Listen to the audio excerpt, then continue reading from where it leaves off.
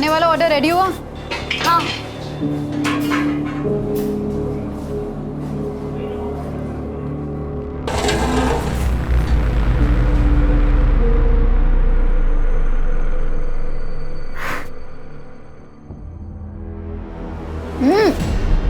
तूने फिर अपनी अकल लगाई?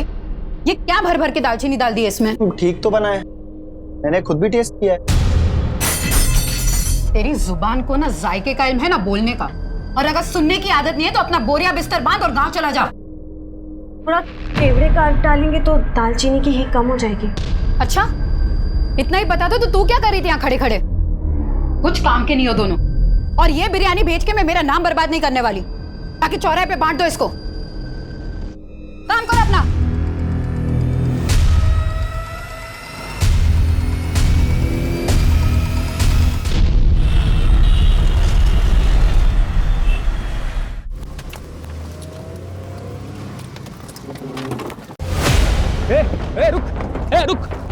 रुक इधर आ। साले रुक। साले तुझे बड़ा शौक है ना लड़की बनने का, हैं? अभी तुझे तेरा बताते किसे कहते हैं। साले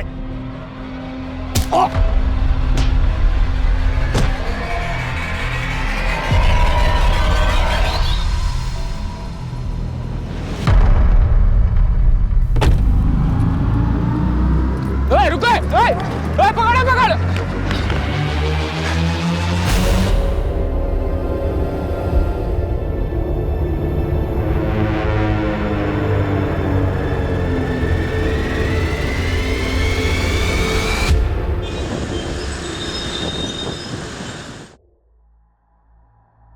हिना जी, 5 नवंबर को हमारी कंपनी एक बड़ा इवेंट ऑर्गेनाइज करने जा रही है। 5000 लोग आपकी बिरयानी का लुत्फ उठाएंगे। इस बार कोई कसर मत छोड़ना। दिवाकर जी, इतने सालों से आपके मेहमानों को परोस रहे हैं, कभी कोई कसर छोड़ी है जो आप छोड़ेंगे? लेकिन इस बार एक खास डिमांड है। आपकी खिदमत का मार्जिन बढ़ाना है क्या? नहीं, बस खिदमत का तरीका बदलना है। इस बार परोसने वाले लड़के नहीं, लड़कियां होनी चाहिए।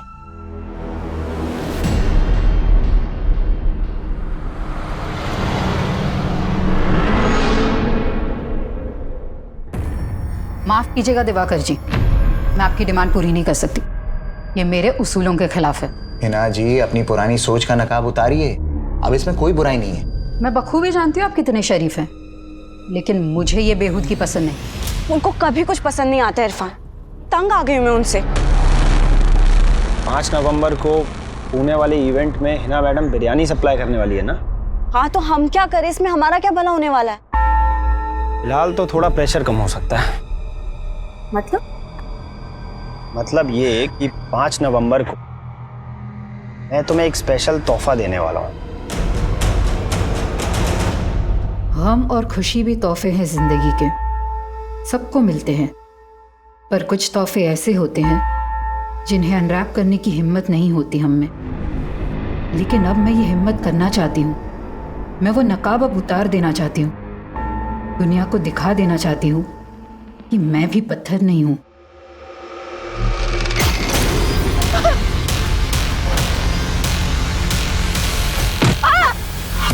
लेकिन जब भी हम जिंदगी को एक सही शुरुआत देने की सोचते हैं तो वो हर बार अपना अंजाम बदल देती है।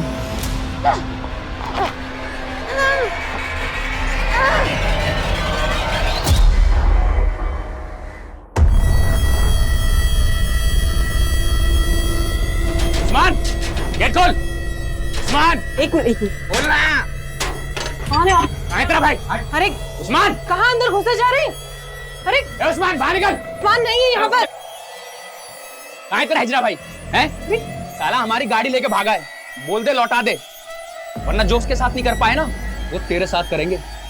आई समझ? साला हिजड़ा, चल।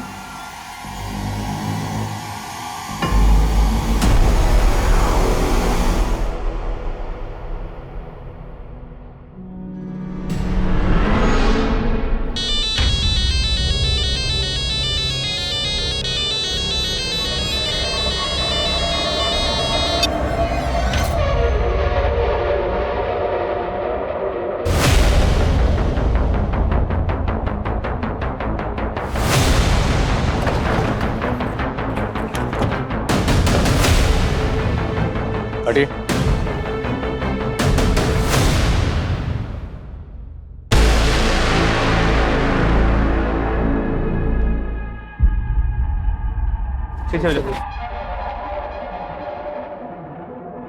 खोलो।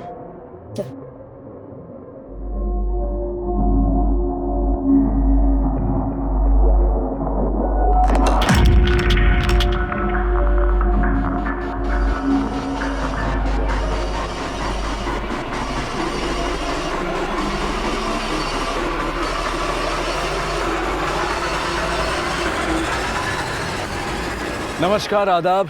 मैं अनूप सोनी क्राइम पेट्रोल सतर्क के ब्लैक हेडलाइंस अध्याय के आज के एपिसोड में आप सबका स्वागत करता हूं। हमारी जिंदगी की कुछ बातें ऐसी होती हैं जो हम दुनिया के सामने नहीं लाते हैं। हमारी कोशिश यही रहती है कि दुनिया की नजरों में हमारी वही इमेज बने जो हम उनको दिखाना चाहते हैं। हम में से ज्यादातर लोग अपने अंदर और बाहर दो ऐसी अलग अलग जिंदगियां जीते हैं जो कभी कभी आपस में मेल नहीं खाती हैं। और इस केस से जुड़े लोगों की जिंदगियां भी ऐसी हैं।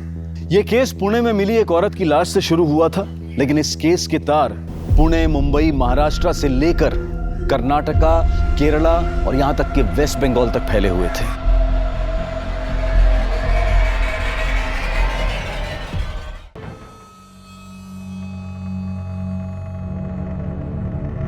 सर, इसके पास फोन, पर्स, आईडी कुछ भी नहीं है। बॉडी को जिस तरह यहाँ बोरी में डालकर डंप किया गया, कातिल ने इसकी शिनाख्त का कोई क्लू नहीं छोड़ा होगा।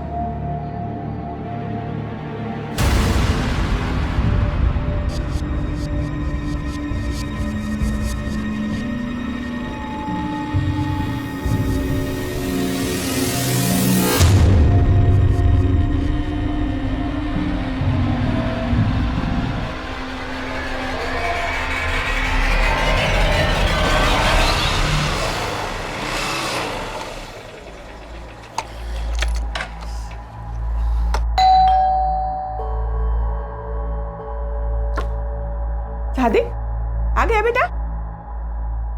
सादिक, ये चोट कैसे लगी तुझे? बाइक फिसल गई थी अम्मी। अरे तो डॉक्टर को दिखा के आता था। उसकी जरूरत नहीं थी, कर लूंगा। कहाँ गया था तू? कल सुबह से घर से निकला था और अब लौट रहा है। क्यों मरा जा रहा है उस लड़की के लिए?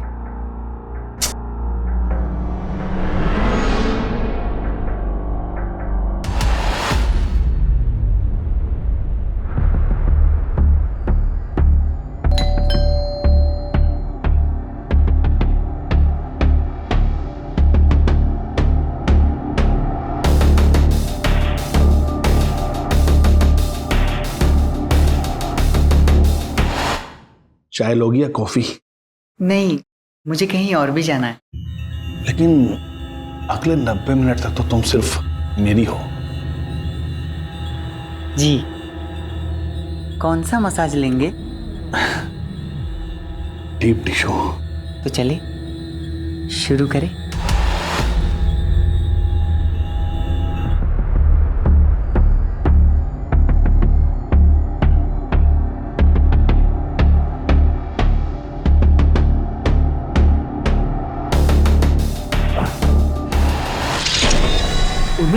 अरे ये मेरा हाथ क्यों बांध रहे? अरे मैंने ही बुलाया था तेरे को।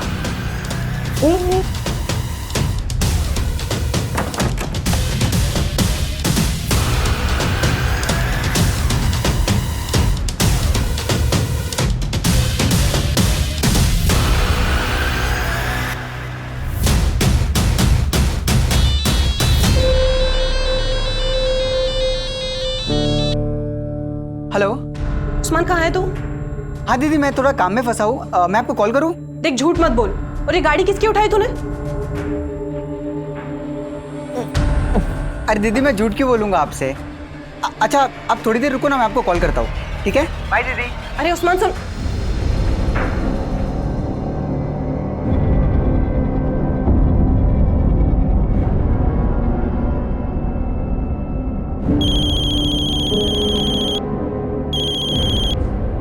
हेलो जी, रोशनी बोल रही हूँ। आप कौन? क्या लाश मिली है?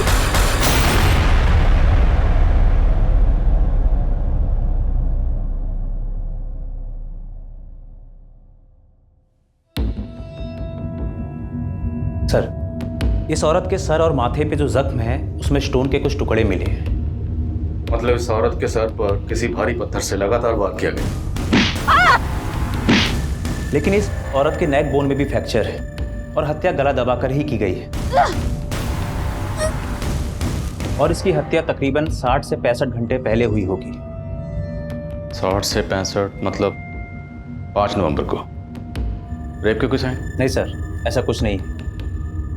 पर हाँ, इसके पेट में प्रेगनेंसी के मार्क्स हैं। शायद 2 या उससे ज़्यादा बार डिलीवरी हुई है। मतलब ये औरत शादीशुदा हो सकती है? जी सर।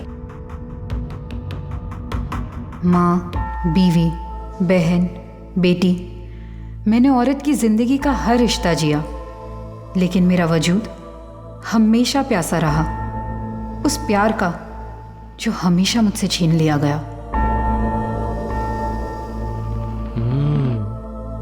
मिजाज ही बदल दिया तुमने। पकोड़े जैसी चीज को रोज नया टेस्ट दे देती हो। मेरे अब्बू का हुनर है, कभी जबान तो कभी हाथों में उतर आता है। जुबान तो मैं तुम्हारी पकड़ नहीं सकता, लेकिन इसे मरते दम तक थामे रखना चाहता हूं।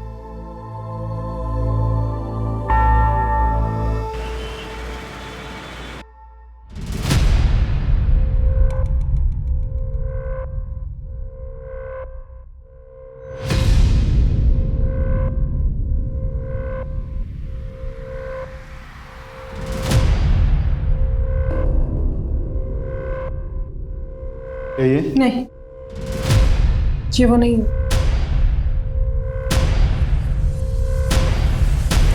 सर, क्राइम सीन के आसपास कोई भी ऐसा नहीं मिला जो इस औरत को पहचानता हो।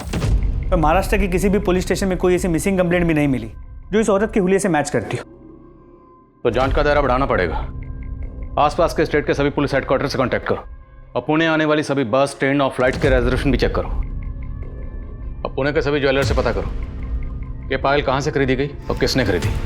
सर, हिना की पहचान पता करने का हर जरिया अपनाया जा रहा था, लेकिन फिलहाल कहीं से कोई भी लीड नहीं मिल रही थी, जो पुलिस को ये सोचने पर भी मजबूर कर रही थी कि कहीं हिना के मर्डर में उसके किसी करीबी का तो हाथ नहीं था।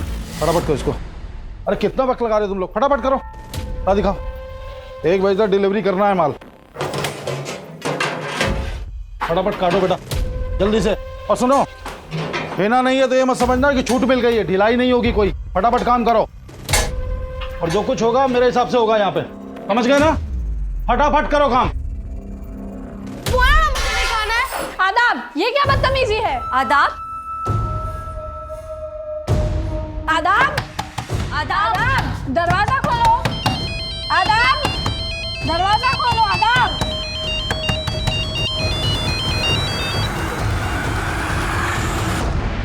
इरफान, मैंने बोला था ना मुझे फोन मत करना। हाँ, तो मुझे अवॉइड करने से तुम्हारी तकलीफ कम हो जाएगी क्या? आना। तुमसे मिलकर कौन सी तकलीफ कम हो जाएगी मेरी? यार, तकलीफ में सिर्फ तुम ही नहीं हो ना, मेरी भी तो प्रॉब्लम समझो। प्लीज एक बार मिल लो। ठीक है, बताती हूँ। किससे बातें कर रही थी? आप क्यों टाका जाकी करती हैं?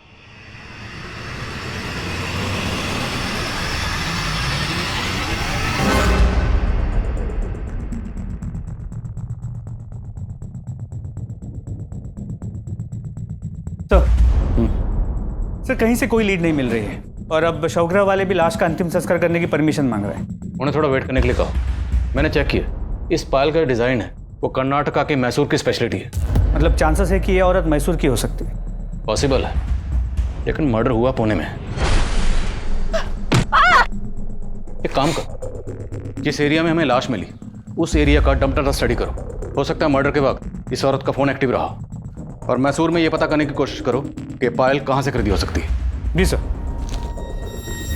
जब किसी परिवार का कोई सदस्य लापता हो जाता है तो पूरा परिवार उसकी खोज में जुट जाता है। लेकिन क्या हिना के परिवार वाले भी उसकी तलाश कर रहे थे? 1 महीने से ज्यादा का वक्त गुजर चुका था और हिना के शव को अंतिम विदाई देने वाला कोई सामने नहीं आया था। वहीं पुणे से लगभग 2000 किलोमीटर दूर कोलकाता में रोशनी नाम की एक औरत ने अपने पति की गुमशुदगी की रिपोर्ट लिखवाई थी और उसे लगातार कई लाशों की शिनाख्त के लिए बुलाया जा रहा था।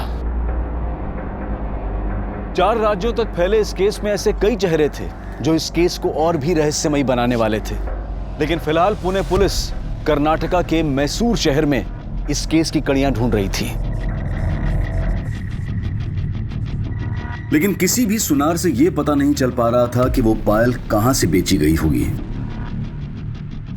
वहीं पुणे में क्राइम सीन के एरिया का डंप डेटा भी निकाला जा रहा था। वहीं पुणे से लेकर मैसूर तक के लोकल अखबारों में हिना की तस्वीरें छपवाई गईं और जगह जगह उसके पोस्टर चिपका दिए गए थे। और जल्द ही एक ऐसा आदमी सामने आया जो हिना को जानता था।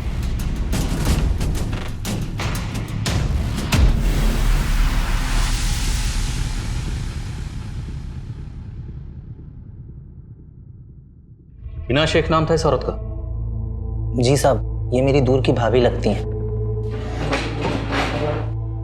ये हिना शेख यहीं मैसूर में रहती थी? नहीं साहब, इनके शौहर का यहाँ मैसूर में आना जाना लगा रहता था, लेकिन ये दोनों मियाँ बीवी मुंबई के मलाड इलाके में रहते थे। शौहर का नाम क्या है? जलाल शेख। लेकिन काफ़ी सालों पहले जलाल भाई का इंतकाल हो गया था। शौहर का इंतकाल हो गया तो ये हिना शेख मुंबई में कहाँ रहती थी? मलाड में ही। जलाल भाई के इंतकाल के बाद उन्होंने काफ़ी तंगी में दिन काटे। फिर 5 साल पहले इन्होंने अपने अब्बू का बंद पड़ा बिरयानी सप्लाई का बिजनेस फिर से शुरू कर लिया। उस दौरान उन्होंने मुझे भी अपनी मदद के लिए मुंबई बुलाया था। अभी आपका काम तो चल पड़ा। इस बार पिछले महीने से भी ज़्यादा प्रॉफिट हुआ है। अच्छा, इसमें आपकी भी मेहनत है। ये लीजिए आपका हिस्सा। अरे भाभी, ये तो बहुत ज़्यादा है। बहुत ज़्यादा नहीं है, रख लीजिए मुश्ताक भाई। लेकिन साहब, 2 साल पहले मैं वापस मैसूर आ गया। काफ़ी वक्त से उनके कांटेक्ट में नहीं था, लेकिन यहाँ उनके बारे में पता चला तो सुनकर बहुत धक्का लगा। लेकिन हिना का मुंबई में कोई और रिश्तेदार तो होगा? जी साहब, हिना भाभी की एक बेटी और एक बेटा भी है, आहना और आदाब। एज? बेटी की उम्र 15-16 साल और बेटे की 10-11 साल होगी। इन 2 बच्चों के अलावा और कोई रिश्तेदार है साहब? हिना भाभी की सास भी है, आतिया शेख, और उनका देवर सादिक शेख।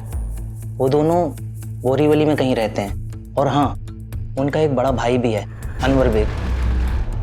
वो अपनी बीवी जरीना के साथ अंधेरी में ही कहीं रहता है। हिना शेख का कत्ल हुए तकरीबन 1 महीना हो गया, लेकिन किसी भी रिश्तेदार ने खबर क्यों नहीं ली? साहब, मैं उनके कांटेक्ट में नहीं हूँ। मैंने हिना भाभी का पोस्टर देखा तो सीधा आपके पास चला आया।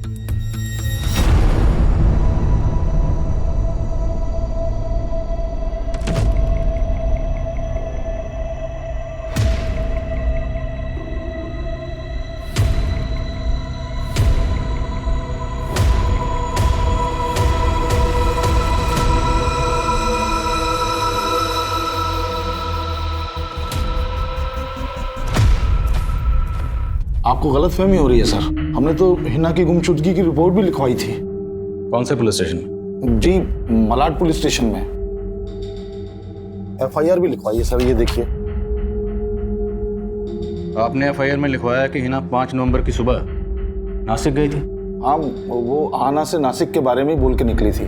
लेकिन हमें हिना की लाश यहाँ 6 नवंबर को पुणे में मिली। हिना पुणे क्यों आई होगी? यहाँ कोई है जिससे मिलने आई होगी?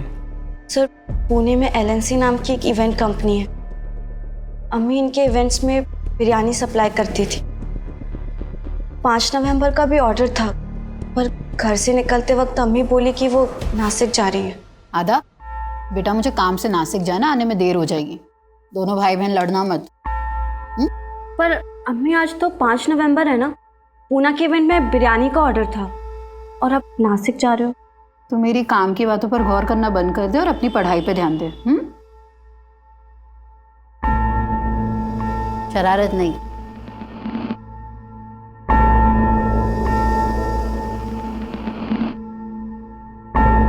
अम्मी, मुझे हग नहीं करोगे?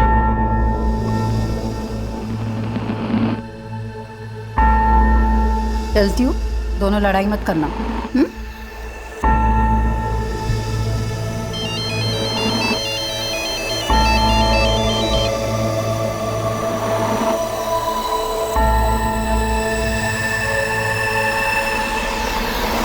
हाँ ना, तुम्हारी अम्मी का किसी के साथ कोई झगड़ा, कोई दुश्मनी? हमें तुम्हारी अम्मी के बॉडी के पास से ये पायल मिली। हाँ सर, ये पायल अम्मी की है। वो हमेशा इसे पहने रहती थी। उन्हें गिफ्ट किया था उन्हें।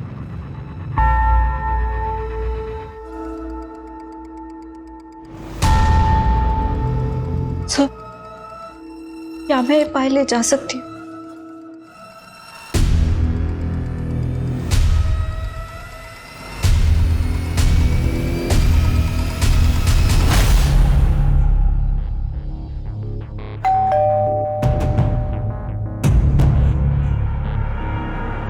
अब क्यों आया? जा, मुझे बहुत काम है ना, बहुत काम मिल गया, जा काम कर। अरे दीदी नाराज क्यों होते हो? आपके सिवाय कोई है क्या मेरा? अच्छा चल, मक्खन मत लगा, आजा अंदर। अच्छा दीदी, रफीक भाई कहाँ है? क्या हुआ दीदी, सब ठीक तो है ना? अब तू ये सब छोड़ना, चल तू बैठ, मैं तेरे लिए अभी चाय पानी लेकर आती हूँ, ठीक है?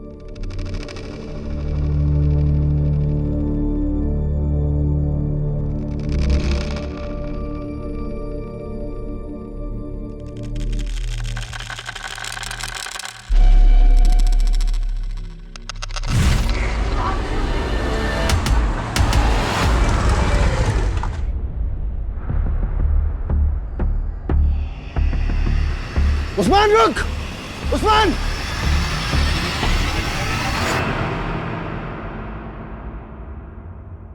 चल चाय पी।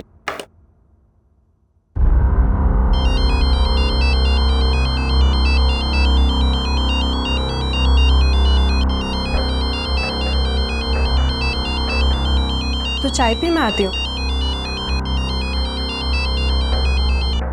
हेलो, हाँ जी बोलिए। बंका? जी नहीं, मैं किसी बंका को नहीं जानती इंस्पेक्टर साहब।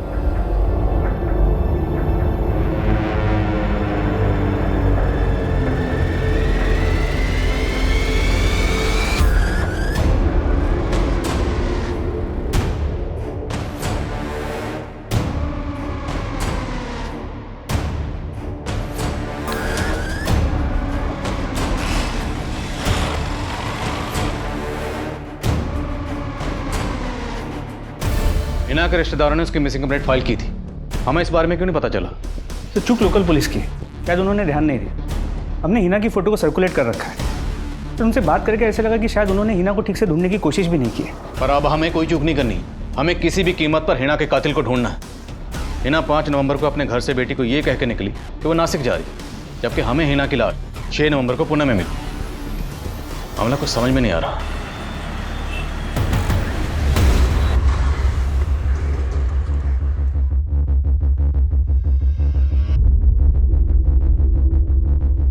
हाँ सर, हमने हिना को 5 नवंबर के इवेंट का ऑर्डर दिया था, लेकिन वो हमारे टर्म्स के मुताबिक काम करने के लिए तैयार नहीं थी, इसलिए हमने ऑर्डर कैंसिल कर दिया।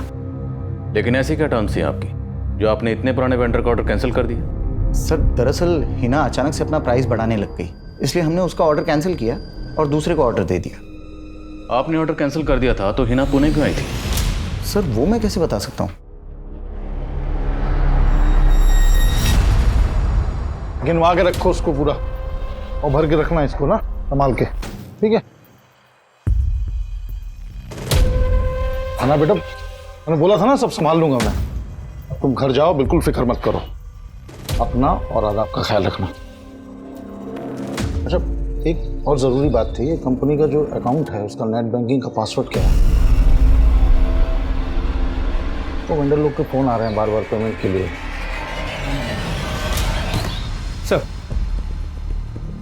सर हिना के कॉल रिकॉर्ड चेक किए। 5 नवंबर की सुबह उसने 2 बार दिवाकर को फ़ोन किया था और उसके बाद उसका फ़ोन मुंबई से पुणे की तरफ ट्रैवल हुआ और 5 नवंबर के शाम 5 बजे उसका फ़ोन पुणे में स्विच ऑफ हुआ।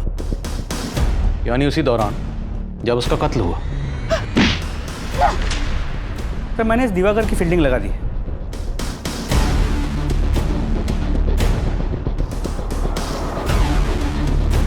और सर इस दिवाकर के बारे में कुछ पता भी चला है। करीब 1 साल पहले इसने हैदराबाद में एक इवेंट किया था जहां पर रेड पड़ी थी। वहां पर अश्लील डांस हो रहा था। इस दिवाकर पर गर्ल्स ट्रैफिकिंग का आरोप भी लगा था, लेकिन बाद में उसे उस केस में क्लीन चिट मिल गई थी। पर हम इस दिवाकर को क्लीन चिट नहीं दे रहे। हिना की बेटी का कहना है कि हिना घर से ये कह के निकली कि वो नासिक जा रही है, जबकि हिना का फोन नासिक नहीं बल्कि पुणे की तरफ ट्रैवल कर रहा था। मामला क्या है? एक लड़का है इरफान, हिना के यहाँ पर शेफ का काम करता था। हिना के मर्डर के 3 दिन पहले हिना ने उसे काम से निकाल दिया और ये इरफान हिना की बेटी अहाना के साथ फ़ोन पे रेगुलर टच में है। सर, जिस जगह हिना का मर्डर हुआ था हमने उस एरिया का डम डेटा स्टडी किया और सर उस डम डेटा के अकॉर्डिंग हिना के 2 नंबर शो हो रहे थे और अहाना ने हमें उसका एक ही नंबर दिया है। 2 नंबर? सर हमने इस नंबर के कॉल रिकॉर्ड्स निकाले हैं। हिना के इस दूसरे नंबर के कॉल रिकॉर्ड्स निकलो। और वो शेफ क्या नाम बताया? इरफान। बुलाओ उसे। सर।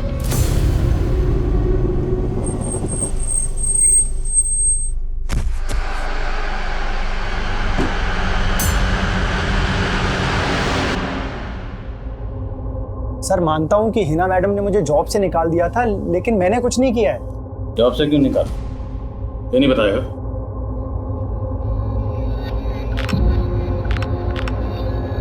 कैसी लग रही हूँ? बहुत खूबसूरत लग रही हो। पर अम्मी के रहते ना ऐसे कपड़े नहीं पहन सकती मैं। लेकिन फिलहाल मेरे लिए तो पहन सकती हो ना। वैसे लगता है अम्मी।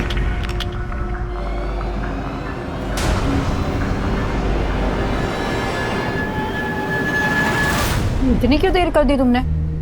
अम्मी वो मैं वॉशरूम में थी। अच्छा,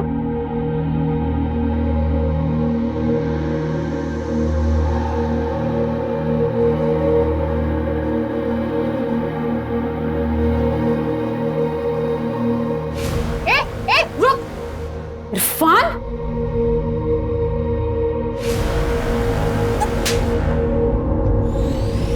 सर दरअसल हिना मैडम को मेरा और अहाना का मिलना पसंद नहीं था, बस इसीलिए उन्होंने मुझे जॉब से निकाला था। फिर तूने क्या किया? सर सच में इरफान ने कुछ नहीं किया। फिर तुमने हमसे झूठ क्यों बोला? तुम्हारी अम्मी नासिक गई थी, जबकि 5 नवंबर को तुम्हारी अम्मी पुणे में थी। सर अम्मी मुझे नासिक का ही बोल के गई थी। बेटा मुझे काम से नासिक जाना, आने में देर हो जाएगी। तुम्हारी अम्मी के पास ये एक और नंबर था जो हमने ढूंढ के निकाला। ये नंबर तुमने हमें क्यों नहीं दिया? अम्मी एक ही नंबर यूज करती थी सर, इस नंबर के बारे में मुझे नहीं पता है।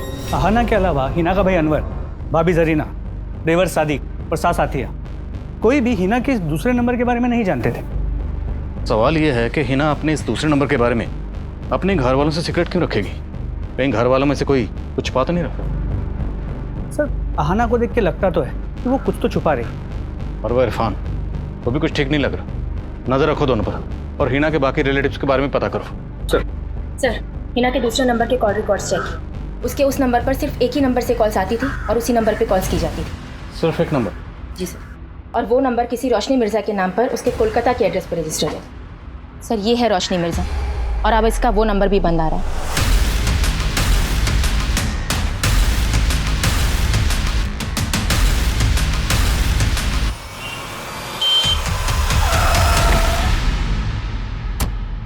सर आप जिस रोशनी मिर्जा से मिलने आए हैं उसने करीब 1 महीना पहले 3 नवंबर को अपने पति रफीक मिर्जा की मिसिंग रिपोर्ट फाइल की थी और कुछ दिन पहले हमें रफीक की लाश मिली थी।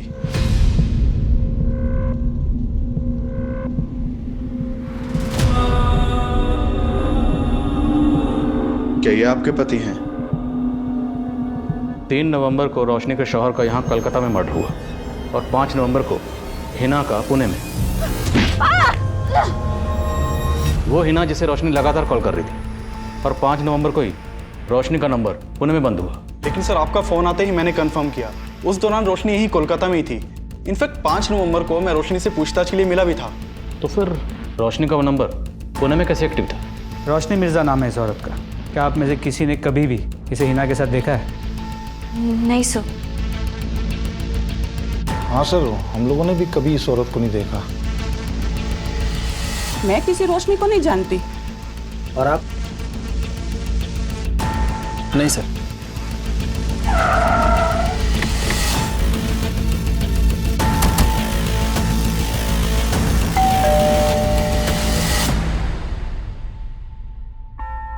सर मैं ऐसा कोई नंबर इस्तेमाल नहीं करती थी, ये मेरा नंबर नहीं है। लेकिन ये नंबर आपके नाम पर रजिस्टर्ड है और इस नंबर से मुंबई में एक हिना नाम की औरत से लगातार बातें हो रही थी। ये हिना, पहचानते हैं इसे? नहीं सर, मैं नहीं जानती इसको। मैं कभी मुंबई भी नहीं गई हूँ। और पुणे? नहीं सर, मैं कभी बंगाल से ही बाहर नहीं गई हूँ।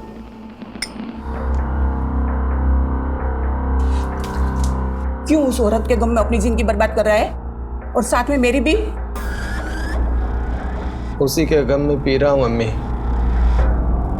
अगर उसने मेरे जज्बात को समझा होता तो आज उसका ये हश्र नहीं होता। सादिक, तूने तो उसका ये हाल नहीं किया। जिस दिन हिना की मौत हुई उस दिन तू भी तो यहाँ नहीं था। पूछताछ में सादिक और अनवर पर भी शक करने की वजह मिली है। हिना के गुजरने के बाद अनवर ने जिस तरह हिना के काम पे कब्जा कर लिया वो शक करने जैसा तो है। इसके अलावा क्या मिला? हिना के कई रिश्तेदारों का कहना है कि जलाल की मौत के बाद हिना के साथ शादी थी कि सादिक हिना से शादी कर ले, और सादिक जलाल और हिना की शादी के पहले से हिना को पसंद करता था। कहीं हिना के इस हश्र की वजह सादिक की हताश मोहब्बत तो नहीं? और सर, ये सादिक 5 नवंबर को मुंबई में भी नहीं था और उस रात उसका फ़ोन भी बंद था। एक मिनट। हाँ बोलो यादव। सर ये दिवाकर तो काफ़ी अलर्ट लग रहा है। घर से ऑफिस, ऑफिस से घर, उसके पीछे जाके कुछ खास हाथ नहीं लग रहा है। उसका फ़ोन भी सर्वेलेंस पे, लेकिन वो कोई गलती नहीं करता। लेकिन हाँ, उसका एक चपरासी है, उसका राजदार है। उसे हाथ में लेते हैं सर, कुछ ना कुछ ज़रूर बताएगा। ठीक है, तो उसी को हाथ में लेते हैं। सर तुम इस सादिक पे नजर रखो, मुझे दिवाकर में दिमाग लड़ाना पड़ेगा। सर रोशनी के बारे में जो कुछ भी मालूम चला उससे लगता नहीं कि वो कभी मुंबई गई होगी। लेकिन रोशनी के पति रफीक, वो 2 साल पहले तक मुंबई में जॉब करता था। तो हो सकता है रफीक रोशनी का नंबर इस्तेमाल कर रहा है। लेकिन सर रफीक का मर्डर तो 3 नवंबर को हो गया था। रफीक के मर्डर में किसका हाथ लगता है? सर हमें इस बंका नाम के आदमी के ऊपर शक है। साले मेरा 1 लाख नहीं है ना, जान लगेगा, समझा? समझ जा, लाश मारेंगे। सर रोशनी ने हमें इस झगड़े के बारे में बताया था।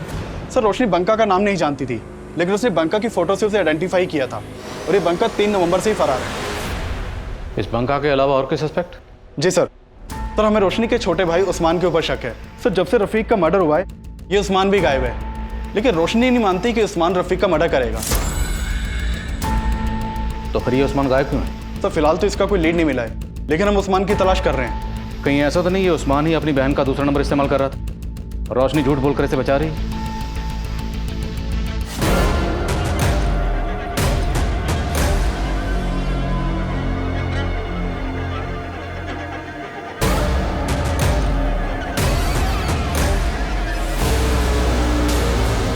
मैं मानता हूँ कि मैं हिना से निकाह करना चाहता था, लेकिन हिना तुझसे शादी नहीं करना चाहती थी।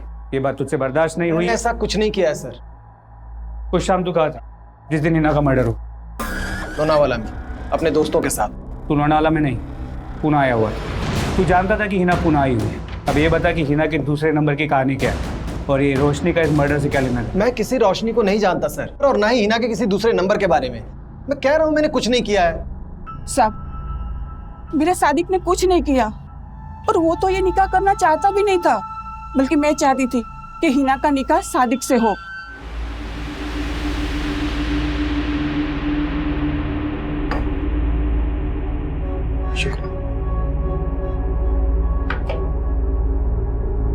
देख बेटा, जलाल के जाने का गम कभी नहीं भरेगा, पर मैं तुझे और तेरे बच्चे को ऐसे मायूस नहीं देख सकती। और मेरे कहने पर सादिक तुझे अपनाने को तैयार है। निकाह कर ले इससे। ये आप क्या कह रही हैं अम्मी? सादिक मेरे भाई जैसा है। साहब मैं मानती हूँ सादिक थोड़ा गुस्से वाला है, पर हिना को नुकसान कभी नहीं पहुंचा सकता वो।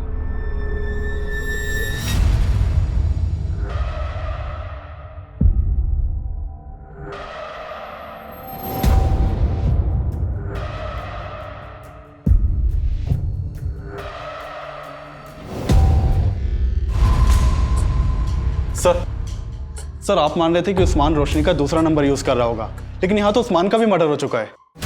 उस्मान का मर्डर? जी सर। 6 दिन पहले करीमगंज पुलिस को हाईवे के पास उस्मान की लाश मिली थी। ये देखिए।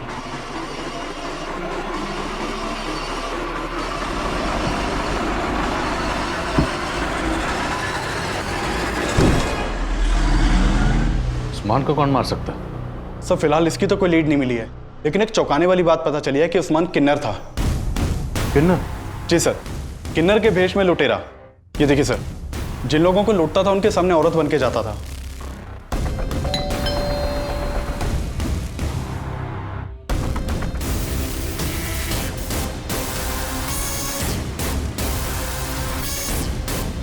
पूरा गैंग था इसका, और कई एरियाज की पुलिस उस्मान को ढूंढ रही थी, लेकिन सर रोशनी ने हमें नहीं बताया कि उस्मान किन्नर था। छोड़ो मुझे, आप लोग ऐसे जबरदस्ती नहीं कर सकते हैं। आप लोग जानते नहीं हो कि मैं कौन हूं। चुपचाप बैठ जा। सर आपको कोई गलतफहमी हुई है, मेरी हिना से कोई दुश्मनी नहीं थी। तेरे चपरासी ने हमें तेरे और हिना के उस मुलाकात की सच्चाई बता दी। मैं अच्छी तरह जानती हूँ कि तुम्हारी कंपनी इवेंट्स की आड़ में अश्लील नाच और न जाने क्या क्या करवाते हो, इसलिए बेहतर होगा कि मेरी पेमेंट क्लियर कर दो, वरना एक एक को एक्सपोज कर दूंगी मैं। ऐसा सोचना भी मत, वरना वो हश्र करूंगा कि ये धमकी किसी और को देना, मुझे नहीं। सर मैं मानता हूं कि हिना ने मुझे एक्सपोज करने की धमकी दी थी, लेकिन उसके मर्डर में मेरा कोई हाथ नहीं है। सर सर उस्मान बचपन से ही किन्नर था, लेकिन ये हमने हमेशा छुपा कर रखा। पर पैसों की तंगी से लड़ने के लिए वो औरत के भेस में। तो तुम ये जानती थी कि उस्मान औरत के भेस में जुर्म कर रहा था? रफीक भी जानता था? उन्हें तो ये भी मालूम नहीं था कि वो किन्नर था, पर एक दिन उन्होंने उसको देख लिया। उस्मान रुक! उस्मान! रफीक ने मुझे सब बता दिया था और इस बात को लेकर उस दिन बहुत झगड़ा भी हुआ था। तुम दोनों ने मुझसे इतनी बड़ी बात छुपाई। ये किन्नर है और मेरी बीवी है किन्नर की बहन। पर जीजाजी इस पे दीदी का कोई कसूर नहीं है। मेरा तुझसे कोई वास्ता नहीं है और दोबारा अपनी शक्ल मत दिखाना मुझे। रफीक ये क्या कर रहे तुम? दीदी को हाथ कैसे लगाया? छोड़ छोड़ रफीक छोड़। लेकिन मैंने किसी तरह उस्मान से कसम ले ली कि अब वो कोई बुरा काम नहीं करेगा। लेकिन जब रफीक गायब हुए तो क्या? जब रफीक गायब हुआ तो क्या हुआ? सर मुझे पता था कि उस्मान ने ही रफीक को। तुम कहना चाहती हो उस्मान ने रफीक को मारा? सर मुझे शक था, और मेरा वो दूसरा नंबर वो भी उस्मान ही इस्तेमाल कर रहा था। तो उस्मान हिना को जानता था? सर इस बारे में तो मुझे कुछ मालूम नहीं है। अगर ये रोशनी सच बोल रही है तो उस्मान हिना को इतने कॉल क्यों कर रहा? कहीं ऐसा तो नहीं कि हिना को भी उस्मान जिसका इनके साथ काम कर रहा था, उन लोगों के बारे में कुछ पता चला? सर उनकी तलाश जारी है। लेकिन रफीक के मर्डर का एक और सस्पेक्ट है, बंका। अगर रफीक का मर्डर उस्मान ने किया है तो बंका क्यों गायब है? कहीं ऐसा तो नहीं ये रोशनी उस्मान का नाम लेकर बंका को बचा रही है? लेकिन सर हमें बंका और रोशनी के बीच में ऐसा कोई भी कनेक्शन नहीं मिला था। ये हमें गुमराह करने की चाल भी हो सकती है। हो सकता है बंका रोशनी का दूसरा नंबर इस्तेमाल कर रहा। ये बंका कहाँ फरार है, उस पर कोई लीड? सर बंका का फोन 7 नवंबर को केरल में बंद हुआ था। मैंने केरल पुलिस को बंका की फोटो भेजी थी, लेकिन अभी तक कुछ पता नहीं चला। बंका का फोन जिस एरिया में बंद हुआ, मुझे उस एरिया की डिटेल दो और इस रोशनी पर नजर रखो। सर आना बेटा, ये गलत फहमी अपने दिमाग से बिल्कुल निकाल दो कि हमें हिना के बिजनेस का कोई लालच है। हम दोनों यहाँ तुम लोगों के साथ सिर्फ इसलिए हैं क्योंकि हमें लगता है कि हमसे बेहतर परवरिश तुम्हारी कोई और नहीं कर सकता है। हाँ बेटा, हम तुझ पर कोई रोक टोक भी नहीं लगाएंगे। माना कि मुझे अम्मी की रोक टोक पसंद नहीं थी, लेकिन आप लोगों का जबरदस्ती का प्यार दिखाना ना बहुत इरिटेटिंग लग रहा है। अनुज, मैं तुम्हें एक बंका नाम के आदमी की डिटेल्स भेज रहा हूँ। इस बंका का फोन 7 नवंबर को केरला में स्विच ऑफ हुआ था। अपने खबरों को काम पे लगाओ और जरा इसकी डिटेल निकलो। पुणे, मुंबई, मैसूर और कोलकाता के बाद अब पुलिस केरला में इस केस की कड़ियां ढूंढ रही थी। पुलिस का खबरी नेटवर्क बंका को केरला में ढूंढ रहा था। वहीं कोलकाता पुलिस ने उन किन्नरों का पता लगा लिया जिनके साथ उस्मान लूटपाट करता था, और पुलिस रिमांड में उन्होंने कबूल किया था कि उन्होंने उस्मान को उनके गिरोह की आपसी रंजिश में मार दिया था। क्या? आधा हिस्सा? हाँ तो खूबसूरती तो मेरी भी है ना। देख तेरा बहुत ज्यादा हो रहा है। मुझे नहीं पता, आधा चाहिए मुझे। आधा हिस्सा चाहिए? चाहिए। अब क्यों तुझे आधा हिस्सा?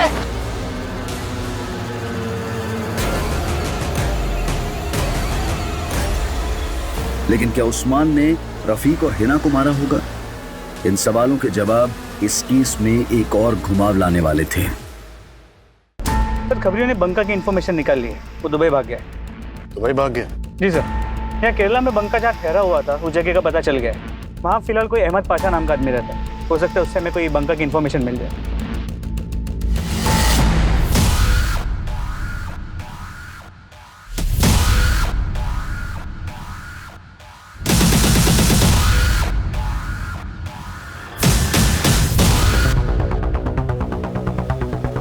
हो सकता है यही अहमद पाशा, बंका यही रहता था।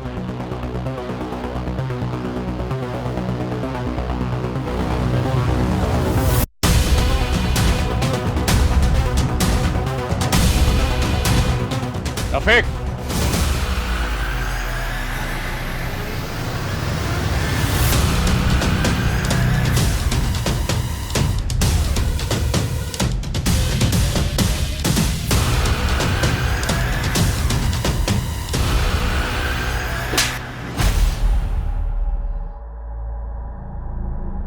तो और तेरी बीवी तो बड़े शातिर निकले।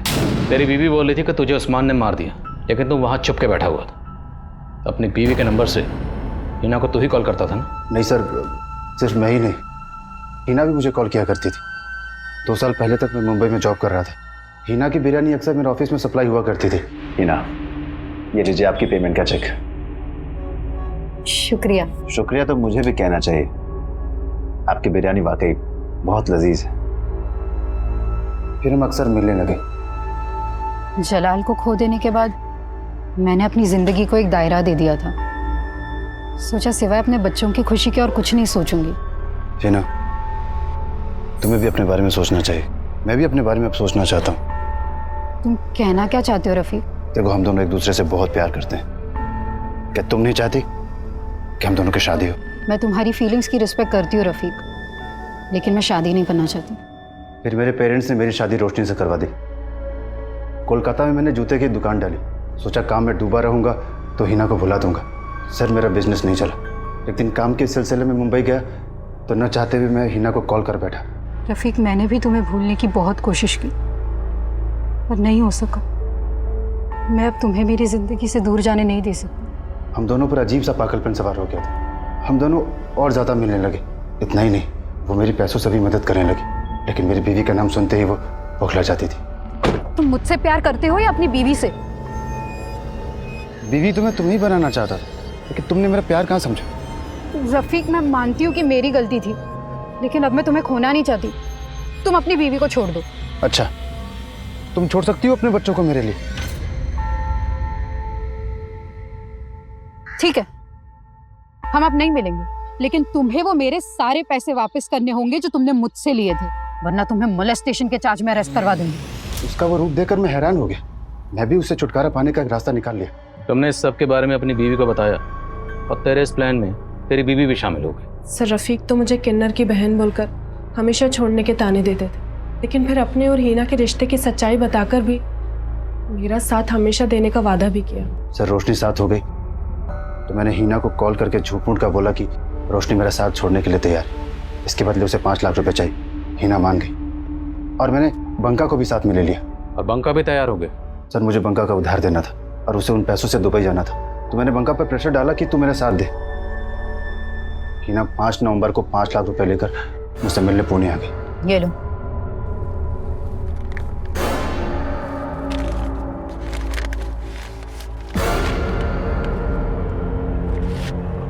बाका,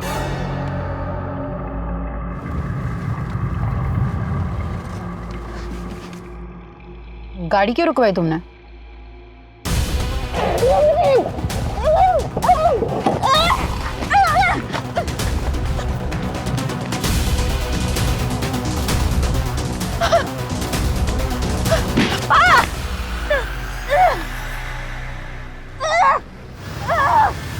उसके बाद बंका 1.5 लाख रुपए लेकर दुबई चला गया।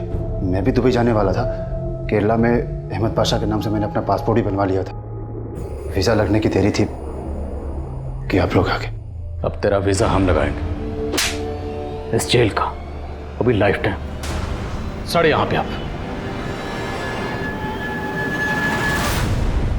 रिश्तों के बनने की वजह मायने नहीं रखती है, लेकिन उनके टूटने के 1000 मायने निकाले जाते हैं। छिप छिप कर मिलना रिश्ते की मजबूरी हो सकती है, लेकिन ये सोचने की जरूरत है कि जिस रिश्ते को हम दुनिया के सामने नहीं ला सकते हैं, वो रिश्ता हमेशा हमें डर की जिंदगी देता है। इसलिए दुनिया की परवाह करने से बेहतर है कि हम अपनी परवाह करें। अगर हिना ने वाकई अपनी परवाह की होती तो वो शादीशुदा रफीक को अपनी जिंदगी में वो जगह नहीं देती जो उसने दे दी थी।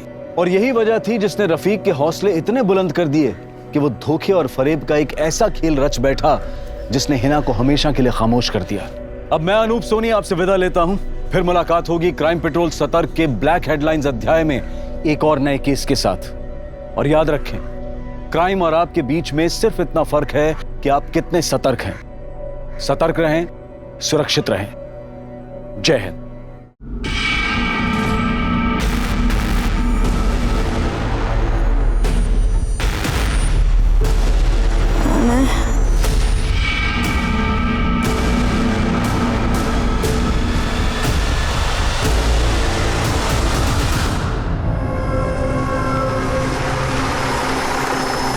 चलो चलो उतरो उतरो उतरो, लास्ट स्टॉप है, चलो चलो चला चला, लास्ट स्टॉप है, गाड़ी आगे नहीं जाएगी।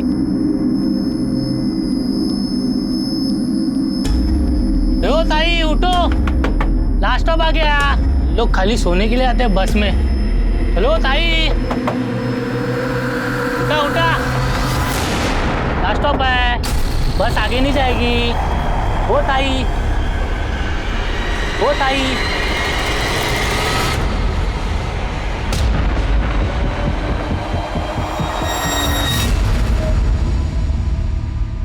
नमस्कार, आदाब। मैं अनूप सोनी क्राइम पेट्रोल सतर्क के ब्लैक हेडलाइंस अध्याय के आज के एपिसोड में आप सबका स्वागत करता हूं। हम ये बचपन से पढ़ते आए हैं कि इंसान एक सामाजिक प्राणी है, लेकिन कई बार इंसान हैवानियत के मामले में जानवरों को भी पीछे छोड़ देता है।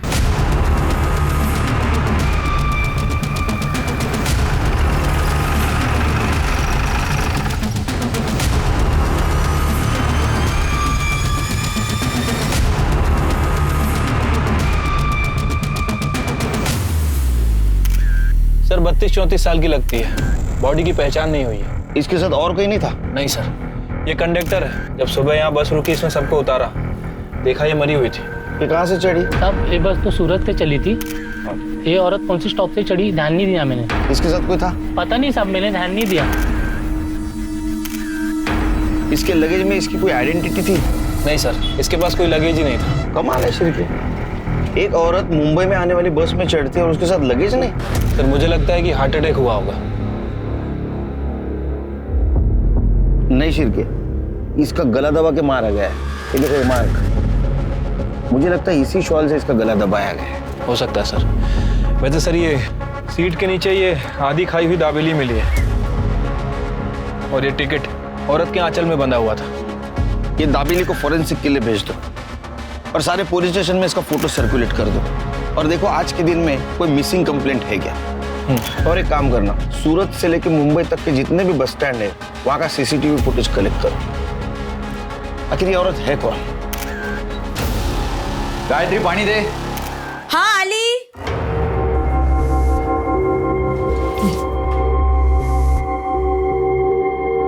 क्या हुआ, कुछ काम मिला?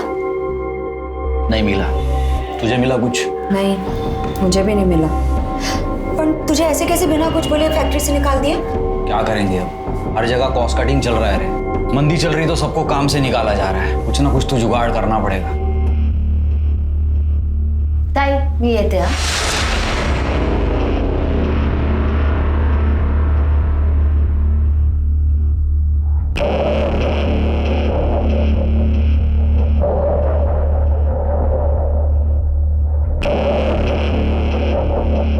कैसे निकलती है तेरी बहन घर से? कुछ बोलती क्यों नहीं उसको? छोड़ना उसको। अरे क्या छोड़ना, कैसा दिखता है वो लिपस्टिक? बाबा आप आ गए, आप मोबाइल लाइए। नहीं ले आऊंगा, अगली बार ले आऊंगा, टेंशन मत ले तू। कोई मोबाइल नहीं मिलेगा, समझा? जा जाके पढ़ाई कर। बाबा नया लाने को थोड़ी ना कह रहा हूँ, सेकेंड हैंड ही ला दो, 1000-1200 तक आ जाएगा। पैसे का टेंशन क्यों ले रहे हो? पैसे के बारे में मत सोच, मोबाइल चाहिए ना तेरे को, ले जाएगा। मैं ला दूंगा तेरे को मोबाइल। सूरज अच्छे से पढ़ा। पढ़ तो रहो ना आई। तो मेरी बात समझ रहा है ना, कुछ नहीं होगा, मैं हूं ना। लेकिन कोई झोल नहीं ना, पैसा टाइम पे देगा ना वो। हाँ काम कर, तू अभी निकल, बाद में बात कर। सोचना पैसे चाहिए कि नहीं। ठीक, चल। क्या बात कर रहे थे प्रदीप से? हैं? मैंने बताया था ना वो अच्छा आदमी नहीं है। चल चल खाना लगा जल्दी। सर मैंने उस अनआइडेंटिफाई औरत के बारे में यहाँ मुंबई में और आसपास के पुलिस स्टेशन में पता किया है, बट कहीं भी कोई मिसिंग कंप्लेंट दर्ज नहीं है। सूरत में? सूरत पुलिस को कहा है सर पता करने के लिए। वैसे सूरत से मुंबई आने वाले रूट पे मैंने कई सारे बस स्टैंड के सीसीटीवी फुटेज चेक किए, बट वो औरत कहीं नजर नहीं आई। शिरके, शायद जिस बस स्टैंड पे वो बस में चढ़ी होगी वहाँ सीसीटीवी नहीं होगा। हो सकता है सर। तुम्हें अजीब नहीं लगता शिरके, लाश के पास उसका कोई लगेज नहीं मिला? सर अजीब तो है, लेकिन ये भी हो सकता है कि जिसने उस औरत का मर्डर किया वो उसका लगेज लेकर चला गया। मुझे लगता है इसका पता हमें सूरत से ही लगेगा। सूरत? मैं सूरत कैसे जा सकती हूँ? नहीं नहीं, ये मेरे से नहीं होगा। मैं सूरत नहीं जाऊंगी। अरे तो हम क्या करेंगे फिर? मैं क्या फांसी लगा लूं क्या? घर की हालत कैसी है वो तो जानती है तू। अरे अच्छा खासा चल के कहाँ मारा है, सूरत से तो मना कर रही है अभी। अरे मैं खुद भी चला जाता हूँ वहाँ, लेकिन उनकी 12 साल की बेटी है, उसे संभालने के लिए उन्हें औरत ही चाहिए। पर ये सूरत, हाँ, इसकी देखभाल कौन करेगा और तुझे कौन संभालेगा यहाँ? अरे तो इसे ले जाना अपने साथ सूरत, वहीं के किसी स्कूल में इसका दाखिला करा देना और घर ये संभाल लेगी यहाँ। क्यों? पर बाबा, मुझे सूरत नहीं जाना है, मुझे आपके साथ रहना है। अरे तो मैं कौन सा दूर जा रहा हूँ? तेरे से मिलने आता रहूंगा मैं क्या इसकी नौकरानी हूँ जिसकी खिदमत करती बैठी रहूंगी? बस, मुझे किसी की बकवास नहीं सुननी अभी।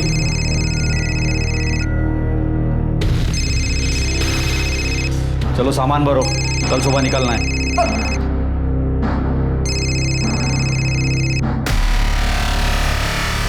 हाँ, मानी या नहीं मानी? हाँ तू टेंशन मत ले, मान जाएगी। चल ठीक है।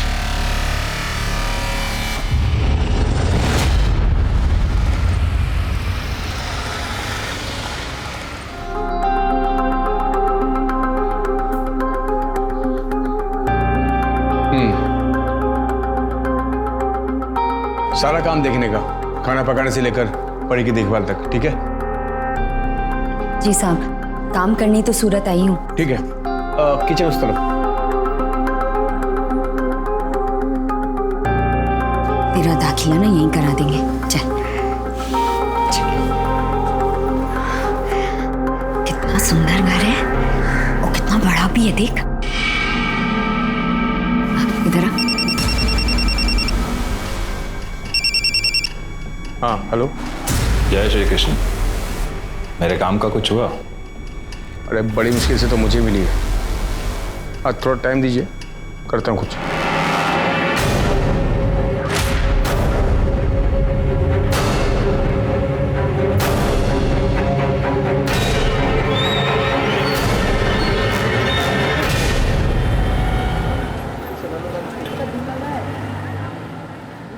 सर, उस औरत की पीएम रिपोर्ट आ गई है।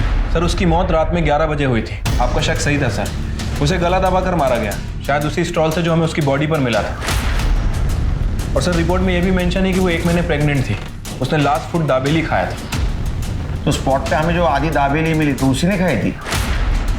नहीं सर, वो दाबेली नॉर्मल थी, लेकिन जो उसके पेट में दाबेली मिली है उसमें अफीम मिली थी।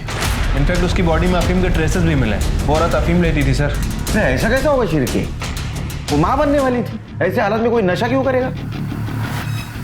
अफीम क्यों खाएगी? ठीक तो है ना? हाँ, खाना खाया तूने? हाँ, आ जाऊंगी, लेकिन अभी ना तू सिर्फ अपनी पढ़ाई पर ध्यान दे। चल, रखती हूँ। तुम्हारी लोग भी ना गाली बच्चे की फिक्र करती है। तूने खीर खाई? नहीं। तो मैं देता हूँ। अरे नहीं नहीं, मुझे नहीं चाहिए। मैं देता हूँ ना तेरे को।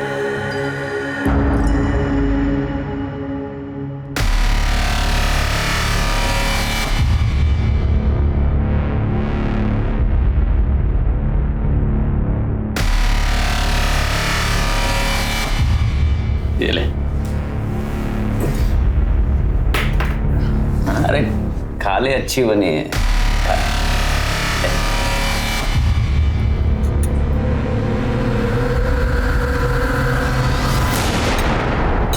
अच्छी है ना?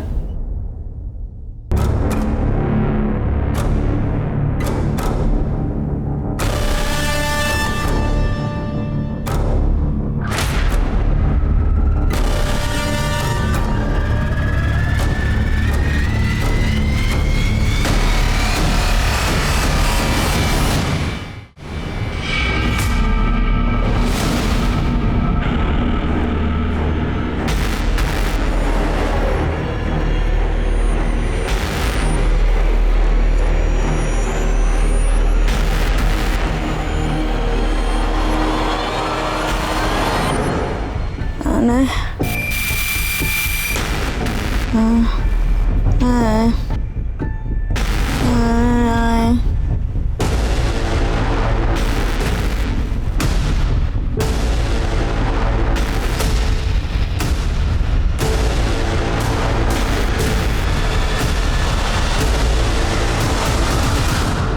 कोई भी इंसान अपनी मर्जी से अपने घर परिवार से दूर नहीं रहता है।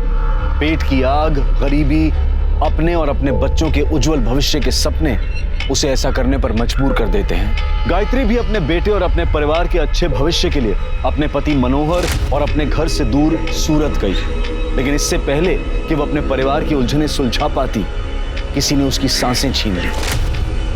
गायत्री मर चुकी थी, लेकिन पुलिस को अभी तक उसका नाम भी पता नहीं चला था और ना ही ये पता था कि इस केस के जरिए उन्हें इंसानी चेहरों के पीछे छिपी कितनी कड़वी सच्चाई दिखने वाली थी।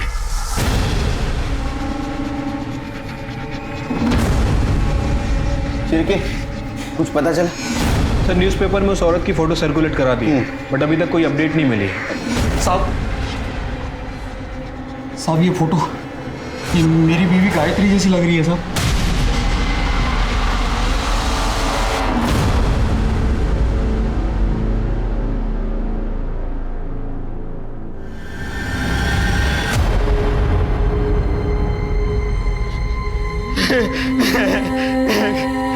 गायत्री, गायत्री। आपकी पत्नी इतने दिनों से गायब थी, आपको पता नहीं था? नहीं पता था साहब, वो तो सूरत में थी ना। सूरत में क्या कर रही थी? वो सूरत में काम वाली बाई का काम करती थी और 1 महीने से हमारी बातचीत भी नहीं हो रही थी और उसकी तनख्वाह के पैसे बराबर से मिल रहे थे अभी तक, इसलिए मुझे लगा कि वो ठीक ही होगी। कमाल है, वो माँ बनने वाली थी, 1 महीने की प्रेग्नेंट थी, आपको उसकी कोई चिंता नहीं थी? नहीं साहब, आप ये क्या बात कर रहे हैं साहब? 2 महीने से तो मैं उसको मिला भी नहीं, वो प्रेग्नेंट कैसे हो सकती है साहब? आपसे जरूर कोई गलती हुई है साहब। मेडिकल रिपोर्ट है हमारे पास, हमसे कोई गलती नहीं हुई। आप हो सकता है आपकी बीवी किसी और के साथ। नहीं साहब, ये नहीं हो सकता साहब। मेरी गायत्री ऐसी बिल्कुल नहीं थी साहब, वो मुझसे बहुत प्यार करती थी और मेरे बेटे सूरज में तो उसकी जान बसती थी साहब। वो इतना बड़ा धोखा हम लोगों को नहीं दे सकती साहब।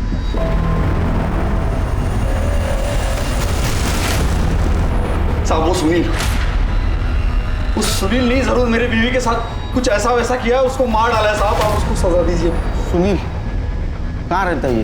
वो तो नहीं जानता साहब, लेकिन इतना जरूर जानता हूँ कि वो सूरत का रहने वाला था और वो प्रदीप उसका काम लेके मेरे पास आया था। प्रदीप साहब, मेरे को इस लफड़े से कोई लेना देना नहीं। अरे जिस औरत को तूने भेजा था उसका मर्डर हुआ और तू बोलता है लेना देना नहीं?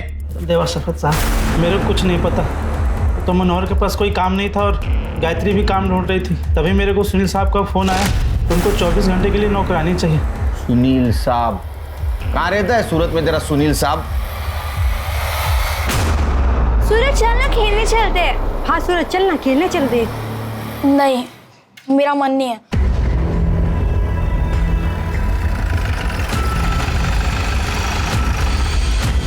बाबा, अब किधर थे बाबा? मैं आपका कब से इंतजार कर रहा था, मुझे आपके साथ जाना है। तुझे कोई दिक्कत तो नहीं हुई है? मैं ठीक हूँ बाबा, पर आप मुझे अपने साथ ले चलो और आई को भी ले लो। हाँ बेटा, मैं तुझे भी ले चलूंगा, मैं सब ठीक कर दूंगा बेटा।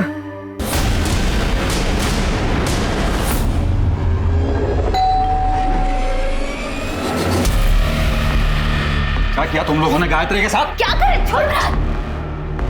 ये कौन है? ये मेरी साली है साहब, कंचन। साली? ये यहाँ क्या कर रही है? ये इधर ही रहती थी गायत्री के साथ। क्या हो क्या रहे हैं आप लोग? सर तू सुनील? हाँ मैं सुनील हूँ। तेरे घर की मेड गायत्री, उसका मर्डर हुआ है। सर गायत्री यहाँ बहुत अच्छे से काम कर रही थी, फिर कुछ दिन बाद वो अपनी बहन कंचन को यहाँ लेकर आई थी। सांबी मेरी छोटी बहन है, अब जवान लड़की को घर पे अकेला कैसे छोड़ती, इसलिए यहाँ ले आई।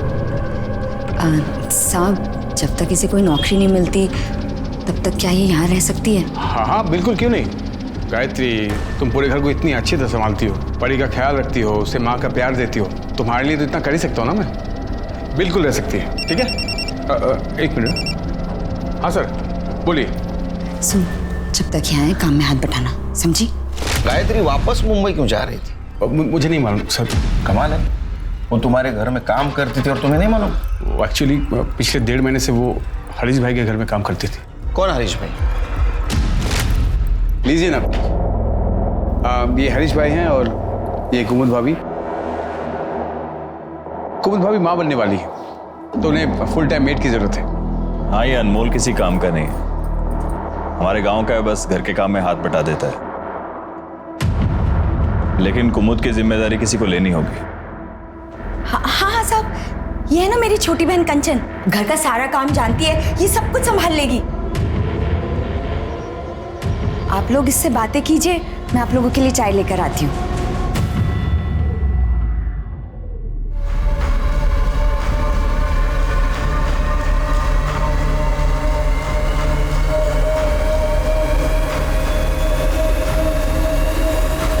सुनील, हमें कंचन नहीं गायत्री चाहिए। अच्छा, तो तुमने तुम्हारे घर से उसको हरीश के घर में भेजा? हाँ सर, वो गायत्री को वो लोग अपने घर ले गए थे काम करवाने के लिए। फिर बाद में गायत्री कंचन को यहाँ छोड़कर गई थी। अब सूरज भी यहीं रहता है सर। ये सब कुछ कंचन मासी की वजह से हुआ है। तुम ऐसा क्यों बोल रहे हो सूरज? क्योंकि मासी ने सुनील अंकल को फंसाया था।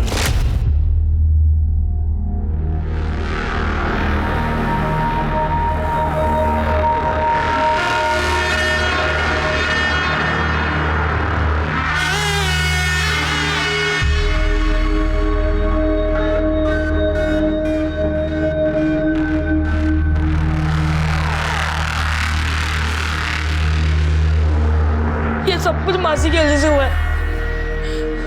ना ही वो सुनील अंकल को फंसाती और ना ही मुझे छोड़ के कहीं और काम करने जाती। सूरज, तो ये कैसी बातें कर रहा है? मैं तुझसे कितना प्यार करती हूँ। बाबा, मुझे आपके साथ जाना है। जाएंगे। जब तक मैं तुम लोगों को अंदर ना करवा दूं, तब तक मैं सूरज से बाहर नहीं जाऊंगा। गायत्री अफीम लेती थी? क्या बात कर रहे हैं साहब? नहीं सर, वो बहुत ही सीधी औरत थी सर। ये तुम्हारा हरीश भाई, इसका फोन नंबर और एड्रेस दो। 98205। सर, ये नंबर तो बंद है। एड्रेस बताओ।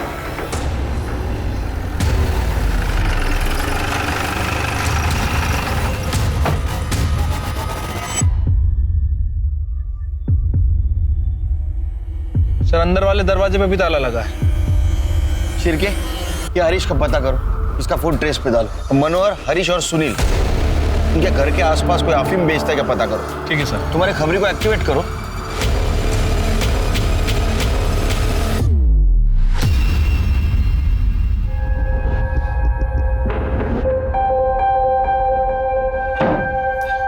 सूरज, खाना लाया बेटा, चल खा ले पहले। मुझे परी से बात करनी है।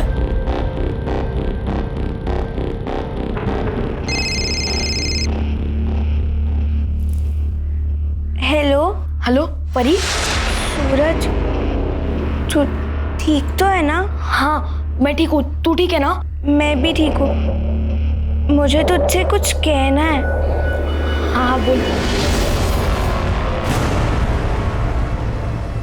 हेलो हेलो परी।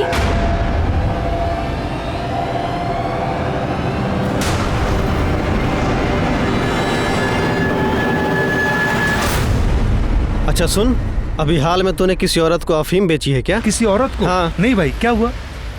अच्छा, इन दोनों में से किसी को बेचा है क्या? इन दोनों में से किसी को नहीं बेचा है, लेकिन एक बार दिनेश को पूछ लेना। अच्छा, कहाँ मिलेगा दिनेश? दिनेश अपने एरिया में। दिनेश भाई, यहाँ एक औरत रहती है गायत्री, तुमने उसे अफीम बेचा है क्या? मैं कोई अफीम नहीं बेचता। क्या भाई, कल्पेश ने बताया मुझे तुम्हारे बारे में। वैसे मैं ये किसी और सिलसिले में पूछ रहा हूँ। अफीम बेचता हूँ, पर ऐसे किसी औरत को नहीं बेचता। अच्छा। ये सुनील और हरीश है, इन दोनों में से किसी को बेचा है क्या? देख भाई, मेरे बंधे हुए 5-7 ग्राहक है, बस उन्हीं को देता हूँ, ऐसे किसी को नहीं देता। सर, यहाँ सूरत में सुनील, कंचन, गायत्री और हरीश, इनके कॉल डिटेल्स और लोकेशन डिटेल्स आ गई है। और मुंबई से मनोहर के। सर, ये गायत्री और हरीश, इनका फ़ोन पिछले 1 महीने से बंद है। सुनील के फ़ोन में कुछ भी सस्पिशियस नहीं मिला है, लेकिन ये मनोहर हमें घुमा रहा है सर। मतलब? सर, अगर मनोहर के कॉल लोकेशन की माने तो जिस दिन गायत्री का मर्डर हुआ मनोहर की लोकेशन सूरत की थी, सूरत में सुनील के घर के पास। और सर इतना ही नहीं, उसके बाद उसका फ़ोन स्विच ऑफ हुआ और नेक्स्ट डे मुंबई में ऑन हुआ। ये मनोहर सूरत में क्या कर रहा था और उसने ये बात हमसे छुपाई क्यों? हाँ साहब, मैं सूरत आया था, लेकिन साहब मैं क्या करता, मैं सबको कब से बोल रहा था कि एक बार गायत्री से मेरी बात करा दो, लेकिन कोई बात ही नहीं करा रहा था साहब। हेलो हेलो कंचन, तू मेरा फोन क्यों नहीं उठाती रे? गायत्री किधर है? मेरी उससे बात करा जा रहा हूँ। ताई को तुझसे कोई बात नहीं करनी है। सुनील का एड्रेस पता नहीं था तेरे को? नहीं साहब। प्रदीप ने नहीं बताया? सब प्रदीप से कोई बात ही नहीं हो पा रही थी और गायत्री का कहीं पता ही नहीं चल रहा था, इसलिए मैं उसे ढूंढने यहाँ आ गया था। और यहाँ आके फोन स्विच ऑफ कर दी? नहीं साहब, फोन बंद नहीं किया, मेरा बैटरी खराब हो गया था फोन का साहब। उस दिन मैं सारा दिन उसका फोटो ले लेके सबको दिखा रहा था, गायत्री को ढूंढ रहा था साहब, लेकिन जब उसका कहीं कुछ पता नहीं चला तो फिर अगले दिन मैं मुंबई वापस आ गया। क्यों? कांचन से एड्रेस नहीं पूछा तुमने? साहब वो कुछ बताने के लिए तैयार ही नहीं थी। क्यों नहीं बताया कि गायत्री का एड्रेस? वो घटिया आदमी है साहब, जो बार बार फोन करता लेकिन सिर्फ गंदी बात करने के लिए। मैं कह रही हूँ साहब, उसने कुछ किया है। जब ताई सुनील साहब के यहाँ काम करने गई थी, उसने तो मेरे ऊपर हाथ भी डाला था, तभी तो ताई गुस्सा हुई थी। गायत्री, अरे रुक ना, मेरी बात तो सुन। तो मेरी बात क्यों नहीं सुनती गायत्री? अरे मैंने कुछ नहीं किया। क्या करना बाकी रह गया? ये मेरी छोटी बहन है और तू इस पे हाथ डाल रहा था। बस सूरत में तेरे बारे में सोच सोच के मैं मर ही जा रही थी। कितना भरोसा किया तुझ पे और तू ये ऐसे नोच रहा था। अरे लाद नहीं बांट ली तुला। अरे गायत्री, मैंने कुछ नहीं किया, सुनो तो। तभी तो ताई मुझे सूरत लेके गई थी सुनील साहब के पास। साहब मैंने उसके साथ कुछ नहीं किया साहब, वो झूठ बोल रही है। उसने गायत्री से भी झूठ बोला है। उसको जो रंगे हाथ पकड़ लिया था मैंने इसके वजह से।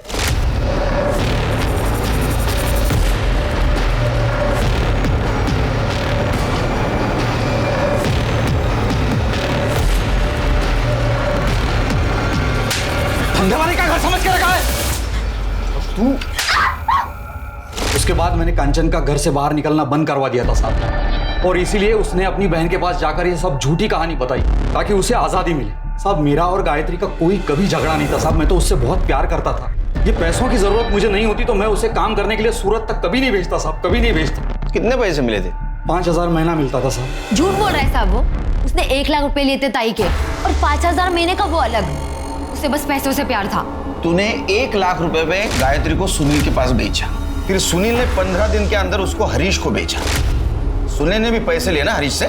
साहब आप ये क्या बोल रहे हैं साहब? साहब मैंने गायत्री को नहीं बेचा साहब, मैं सच बोल रहा हूँ, मैंने नहीं बेचा। और वो 1 लाख रुपया भी मैंने इसलिए लिया क्योंकि मेरे ऊपर बड़ा कर्ज था और मैं वो सारा पैसा वापस करने वाला था साहब। तू गायत्री से गुस्सा था ना? तुझे थप्पड़ मारी थी ना उसने? अरे लाद नहीं बांट ली तुला। और इसलिए तूने उसको बेच दिया? या ऐसा तो नहीं कि तेरे को पता चला था वो किसी और के बच्चे की माँ बनने वाली, तूने उसको मार दिया? नहीं साहब, मैंने गायत्री को नहीं मारा साहब। हिरेन सर, जब तक सच नहीं बताता ना, मेहमान नवाजी करो इसकी। चल चल। शिरके, ये मनोहर ने 1 लाख रुपए में गायत्री को बेचा सुनील को, और बाद में सुनील ने 15 दिन के अंदर उसको बेचा हरीश को। मुझे पक्का ह्यूमन ट्रैफिकिंग का मामला लगता है। सर मैंने सुनील, हरीश और मनोहर की बैंक डिटेल चेक की है। सर सुनील ने अपने अकाउंट से 1 लाख रुपए निकाले और नेक्स्ट डे मनोहर के अकाउंट में 1 लाख रुपए जमा हुए।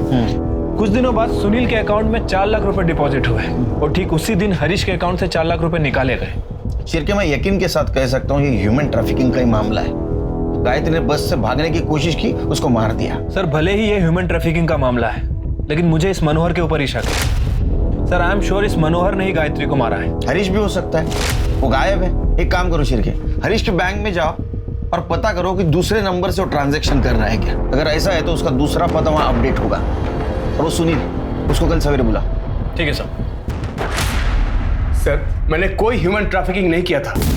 देखिए मनोहर को पैसे की जरूरत थी तो एज ए सिक्योरिटी अमाउंट मैंने उसे 1 लाख रुपए दिए। मंथली सैलरी भी दे रहा था उसे। और जब हरीश ने मुझे बेट के बदले 4 लाख ऑफर किए तो मैं ले लिया उसे। सर 1 लाख तो मैं मनोहर को दे चुका था और गायत्री का बेटा मेरे पास ही रह रहा था, तो थोड़े प्रॉफिट के लिए मैं अगर गायत्री को हरीश के पास भेजा भी तो इसमें क्या गलत किया मैंने? इसी को ह्यूमन ट्रैफिकिंग कहते गधे।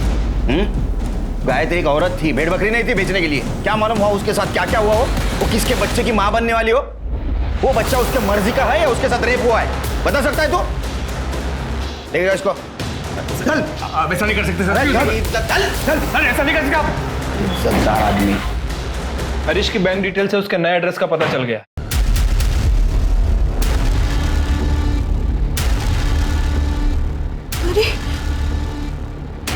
गायत्री को किसने मारा?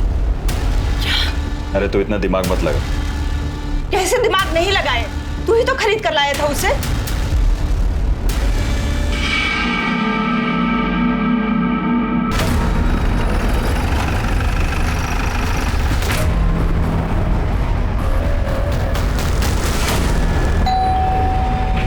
अनमोल, देख तो कौन आया।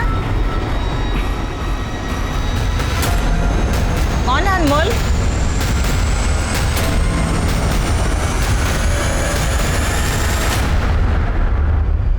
गायत्री तुम्हारे यहाँ काम करती थी? जी, हमारी बहू प्रेग्नेंट है, उसकी देख रेख के लिए हमने उसे काम पर रखा था। 5 दिन से पता नहीं कहाँ चली गई थी, हमें आज ही न्यूज़पेपर में पता चला। वो 5 दिनों से गायब है और आप लोगों ने पता करने की कोशिश नहीं की? सर मुझे लगा खुद आ जाएगी। उसको सुनील से खरीदा था ना, उसके बदले में पैसे दिए थे ना तूने सुनील को? नहीं सर, वो गायत्री के लिए पैसे नहीं दिए थे सर, वो मैंने उसे लोन दिया था। झूठ मत बोल, तूने उसको सुनील से खरीदा था, उसके बाद में तूने तेरा मोबाइल नंबर और तेरा एड्रेस दोनों भी चेंज कर दिए। सर वो दूसरा नंबर जामनगर का है ना, वहाँ से बहुत सारे फोन आते रहते हैं, इसलिए फोन बंद रखा हुआ था। हमें घर की तलाशी लेनी है। सर आप ऐसे कैसे तलाशी ले सकते हैं? मुझे मालूम था तुम्हारे जैसा होशियार आदमी ये बोलेगा, इसलिए हम सर्च वारंट लेके आए। दिखा।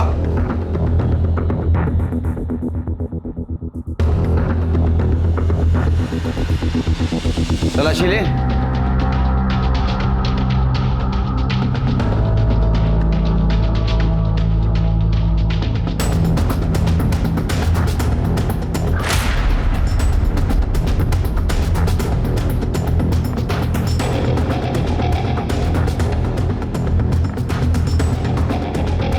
अफीम मिली है सर।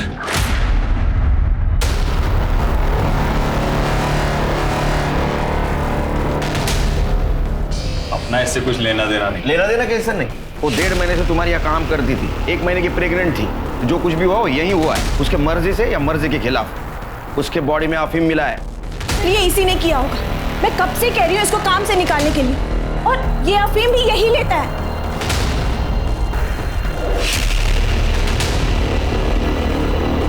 गायत्री के साथ कुछ किया?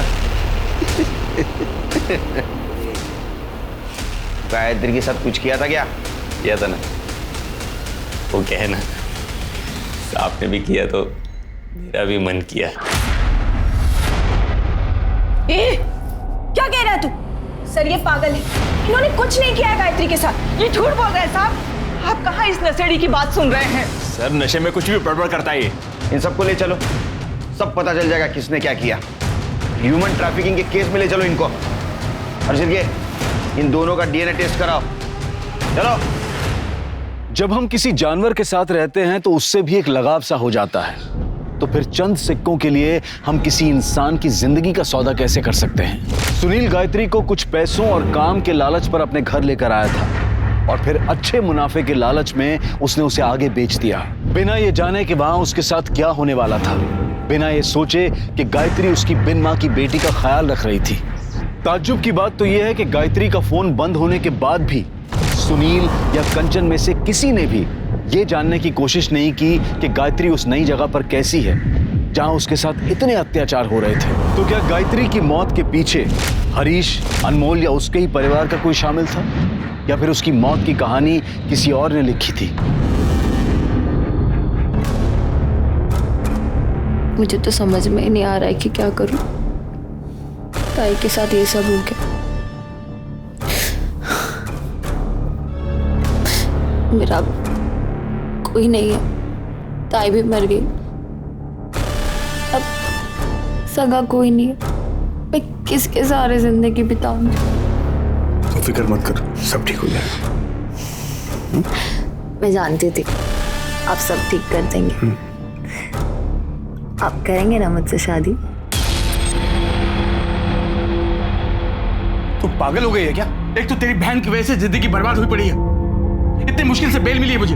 ये मत भूल तू इस घर की नौकरानी है, जब तक साथ है हंसी खुशी रहे। तुझसे शादी नहीं कर सकता मैं। तो इतने दिनों से तुम मुझे यूज कर रहे थे।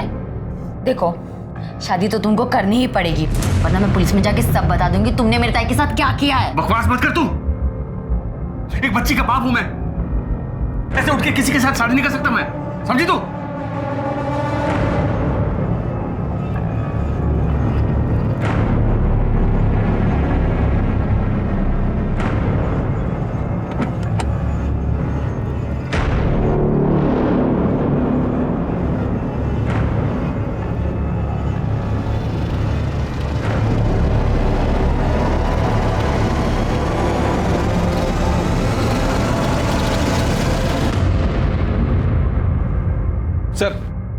गायत्री की डीएनए रिपोर्ट आ गई है।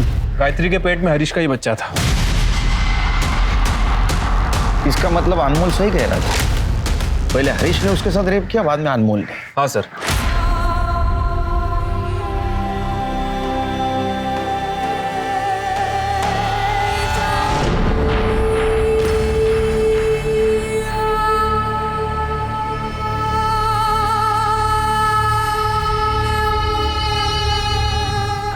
मैंने हरीश की बीबी कुमुद के बारे में भी इंक्वायरी की है। सर प्रेग्नेंट होने के बावजूद भी उसने लास्ट हॉस्पिटल विजिट 6 महीने पहले की। और सर यही बात मुझे सबसे ज़्यादा खटकी, इसीलिए सर मैंने उस क्लिनिक में इंक्वायरी की जहाँ वो 6 महीने पहले जाती थी। सर पता चला है कि वो माँ बन ही नहीं सकती। फिर माँ बनने का नाटक क्यों कर रही है?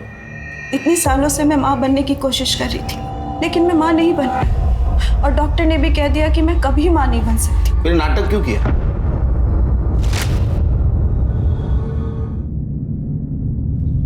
गायत्री। अरे मालिक, आपको कुछ चाहिए? गायत्री, मुझे जो चाहिए वो तुम ही दे सकती हो। जी मैं समझी नहीं। मुझे बच्चा चाहिए। भाभी, आप तो खुद पेट से हैं। देखना आपको ना चांद जैसा बेटा होगा। इसे बच्चा ही नहीं हो सकता। ये सिर्फ नाटक कर रही है। हमें हरीश का वंश आगे बढ़ाना है, इसलिए तुम्हें लेकर आए हैं। मतलब मैं कुछ समझी नहीं। गायत्री, तुम मुझे इनका एक बच्चा दे सकती हो क्या?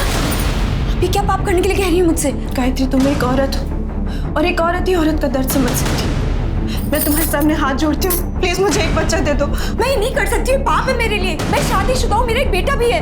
माँ जी, आप इन्हें समझाइए ना। गायत्री, देखो बेटा, मेरी बात मान जा। नहीं, ये मुझसे नहीं होगा। लेकिन सर, हमें बच्चा चाहिए था, इसलिए अनमोल ने उसके खाने में अफीम मिलाना शुरू किया और फिर इन्होंने उसके साथ। और गायत्री ने भागने की कोशिश की, तुमने उसको मार दिया। सर हमने किसी को नहीं मारा सर। मैं और मेरी बीवी और मेरी माँ, हम लोग बाहर गए हुए थे और जब घर पर वापस आए ना तो घर में गायत्री थी और ना ही अनमोल। अनमोल?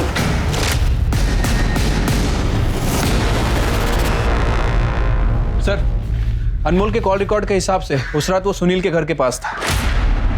क्या? गायत्री बहुत अच्छी लड़की है साहब। ले खाना खा ले। नहीं, मुझे नहीं खाना। मुझे मेरे बेटे की बहुत याद आ रही है। मुझे मेरे बेटे के पास ले चलोगे? आज नहीं, मालिक घर पे नहीं है, आएंगे तो बताता हूँ। अनमोल, एक तुम ही हो ना पूरे घर में हर वक्त मेरा ख्याल रखते हो। हाँ, तुम इतने अच्छे हो अनमोल। तुम अभी मुझे ले चलोगे सूरज के पास? अभी जाना है? अभी। गायत्री, जहाँ यही घर है, मैं तेरा बाहर इंतजार करता हूँ कॉलोनी के बाहर, ठीक है? जी। तो आखिरी बार वो सुनील के घर गई थी। कंचन, कंचन, क्या हुआ? कंचन, कहने का तूने चुराया? आप ये क्या बोल रहे हो? आप मुझसे कैसे पूछ सकते हो? एक भी गहना नहीं है, पता कहाँ है? तो मैंने क्या किया? आप ही ने कुछ किया होगा। मैंने किया? मैं देख के आती हूँ।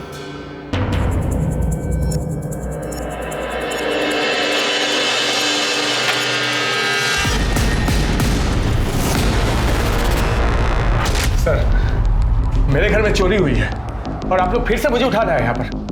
सर, इनके हिसाब से इनके घर से ये सब ज्वेलरी गायब हुई है।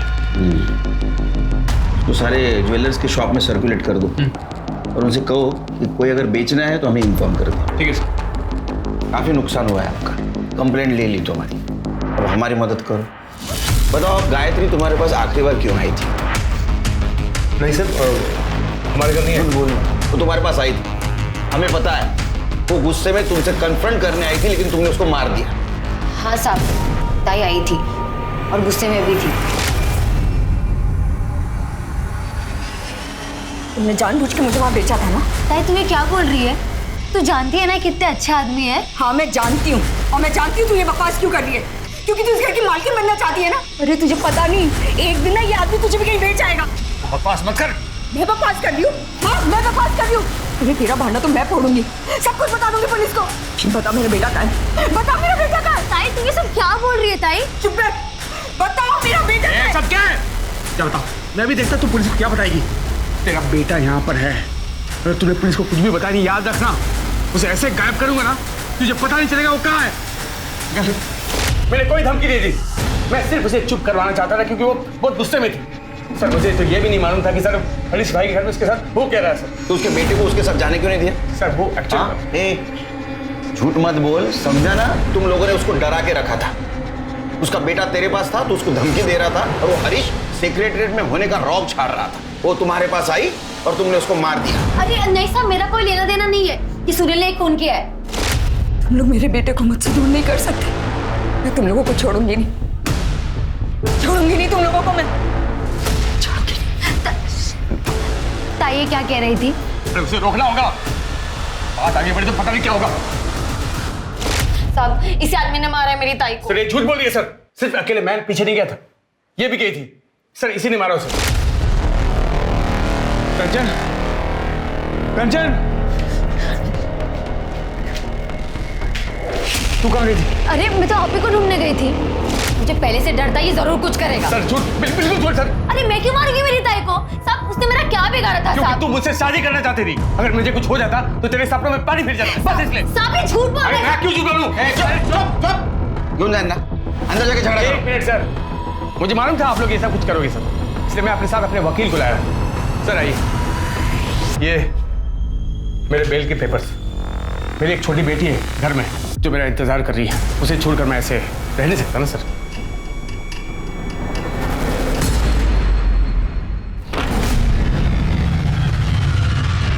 परी,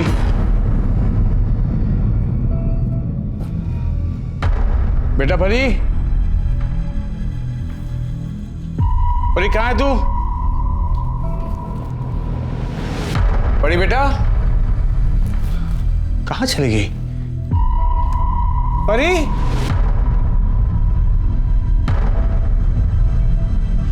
परी कहाँ चली गई? परी, रक्षा बहन, आपने परी को देखा क्या? मेरी नहीं, नहीं देखा। बहन, आपने परी को देखा क्या? मेरी बेटी। नहीं भैया, मैंने तो नहीं देखा। क्या खेल रही थी क्या? नहीं नहीं, मैंने तो नहीं देखा। बेटा मोहन, तूने परी को देखा क्या? नहीं अंकल, आज तो खेलने भी नहीं आई। खेलने नहीं आई? Hello, police station. लेकिन ऐसे कैसे आपकी बेटी गायब हो गई? अरे मुझे क्या मालूम कैसे गायब हो गई साहब। आप लोग मुझे सुबह सुबह पुलिस स्टेशन ले गए थे, जब वापस आया तो परी यहाँ पर नहीं थी घर पे। सारी कॉलोनी में ढूंढा सर, किसी को नहीं पता परी कहाँ पर है। पता नहीं चला क्या करूं मैं।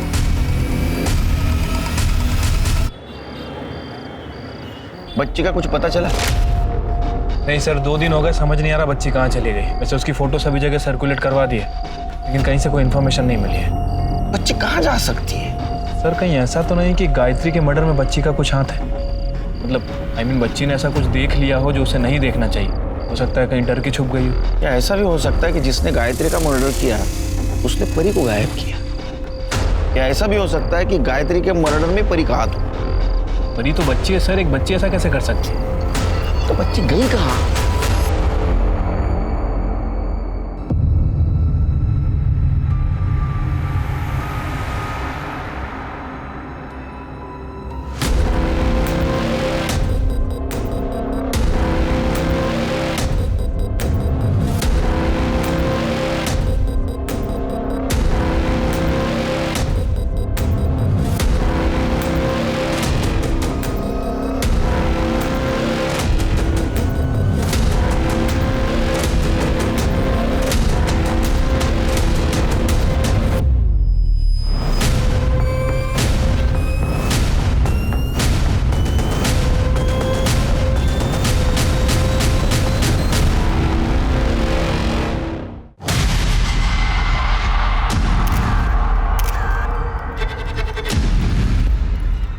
सर गला दबा के मारा गया।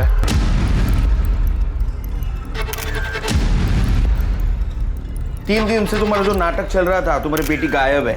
असल में तुमने तुम्हारे बेटी को मारकर बेड के बॉक्स में बंद करके रखा था। कैसी बात करे सर? कैसी बात करें? मैं भला ऐसा क्यों करूंगा? उसने देखा होगा गायत्री का मर्डर करते हो तुम्हें। कोई भी बाप किसी बेटी को मार सकता है क्या? इसको लेके चलो, बॉडी पोस्टमार्टम पे भेज दो। बहुत कोई बेटी को मारता है। चल। अब मेरी बात सुनिए सर, मैंने कुछ सब बात सुनेंगे, चल। सर, परी की पीएम रिपोर्ट के हिसाब से परी की मौत 3 दिन पहले हुई थी। ठीक उसी सुबह जिस दिन हम सुनील और कंचन को यहाँ पुलिस स्टेशन में लेकर आए थे। इसका मतलब ये सुनील और कंचन ही कर सकते हैं, क्योंकि बाकी सारे लोग तो हमारी हिरासत में हैं। Right sir. और एक और बात सर, परी की बॉडी में भी अफीम थी। क्या? इसका मतलब पहले परी को अफीम दिया गया, वो बेहोश होने के बाद दुपट्टे से उसका गला दबाया गया गायत्री की तरह। एक मिनट। हेलो, ठीक है सर। सुनील के घर से जो गहने चोरी हुए थे उसे कोई बेचने आया। कौन? साहब मुझे कुछ नहीं पता। तेरे को कुछ नहीं पता तो ये गहने कहाँ से आए तेरे पास? ये गहने कहाँ से आए? साहब ये गहने मेरे बेटे ने मुझे लाके दिए। उसने किसी को अफीम बेची थी। इसके बेटे को लेकर आओ। मोहन, तुमने किससे अफीम बेची थी? तुमने मोहन से अफीम खरीदी थी? बाद में तूने वो अफीम परी को दे दी और बाद में परी का गला दुपट्टे से घोटकर उसको मार दिया। मैंने कितनी बार कहा है, तूने गलत किया है। मैं पापा को सब बता दूंगी। तू वो सब छोड़, तू बैठ। हाँ, ये देख, मैं तेरे लिए लड्डू लाया हूँ, तुझे पसंद है ना? ये खा। मैंने भी खाया है, बहुत मस्त है, ये ले। मैं नहीं खाऊंगी। अच्छा ठीक है, तू जैसा चाहती है मैं वैसा ही करूँगा। मैं उनको सब कुछ सच बता दूंगा। अब खुश है? ये ले, ये खा।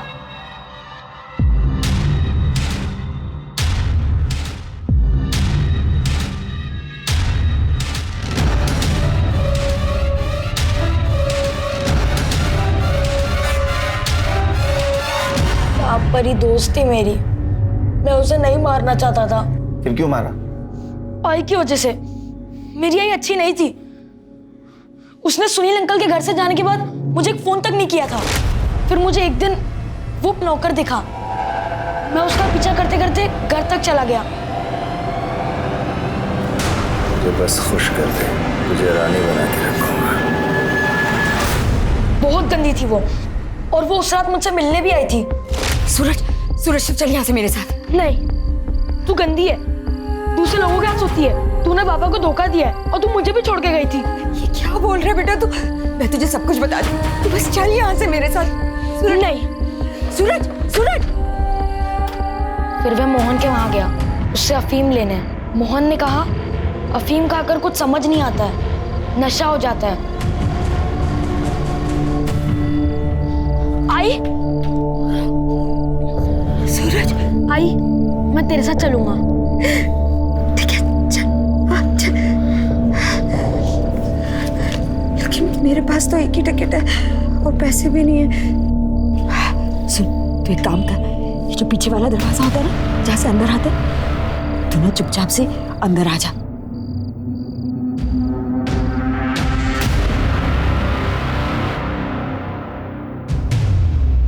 ये देख, मैंने तेरे लिए दाबेली लाई।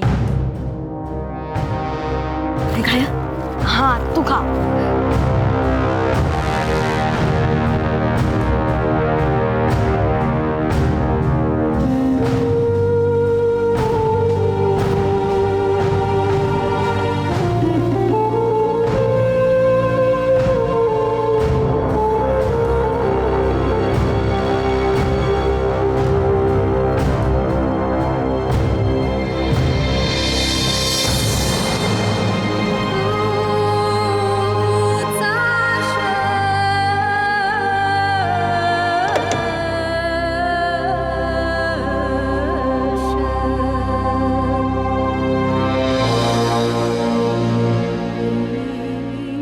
परी ने मुझे आई के पीछे जाते देखा था, और जब उसे पता चला आई को किसी ने मार दिया है, वो मेरे पीछे पड़ गई कि वो अपने पापा को सब सच बता देगी। और मोहन भी मेरे पीछे पड़ गया था, वो अफीम के पैसे नहीं दिए थे ना। फिर मैंने सुनील अंकल के घर से गहने चुरा कर उसे दे दिए। ये सब आई की वजह से हुआ है। मेरी आई बहुत गंदी थी, बहुत गंदी साहब, बहुत गंदी थी वो। तुम्हारी आई गंदी नहीं थी, तुम्हारी आई ने तुम्हें और तुम्हारे बाबा को बिल्कुल फंसाया नहीं था। अरे वो तो खुद किस्मत की मारी थी, वो तो खुद तुम्हें अच्छा भविष्य देना चाहती थी, और उसके लिए उसने क्या किया, क्यों किया, उसके साथ क्या क्या हुआ, ये समझने के लिए तुम बहुत छोटे हो। तुम्हें सिर्फ इतना कहूंगा कि तुम्हारी आई बिल्कुल गलत नहीं थी और तुमने उसे मार दिया। और उसके जाने के बाद उसके साथ कम से कम नफरत तो मत करो। गायत्री और परी के खून के इल्जाम में सूरज को सुधार गृह भेजा गया। सूरज के दोस्त मोहन को भी अफीम बेचने के जुर्म में 6 महीने के लिए सुधार गृह भेजा गया। भले ही गायत्री की हत्या सूरज के हाथों हुई हो, लेकिन उसके गुनहगार और भी बहुत से लोग थे। हर इंसान अपने वंश को आगे बढ़ाना चाहता है, लेकिन हरीश ने अपनी इस चाहत को पूरा करने के लिए जो गायत्री के साथ हैवानियत दिखाई, उसके लिए उसे जितनी कड़ी सजा मिले वो कम है। अब मैं अनूप सोनी आपसे विदा लेता हूं। फिर मुलाकात होगी क्राइम पेट्रोल सतर्क के ब्लैक हेडलाइंस अध्याय में एक और नए केस के साथ। और याद रखें, क्राइम और आपके बीच में सिर्फ इतना फर्क है कि आप कितने सतर्क हैं। सतर्क रहें, सुरक्षित रहें। जय हिंद।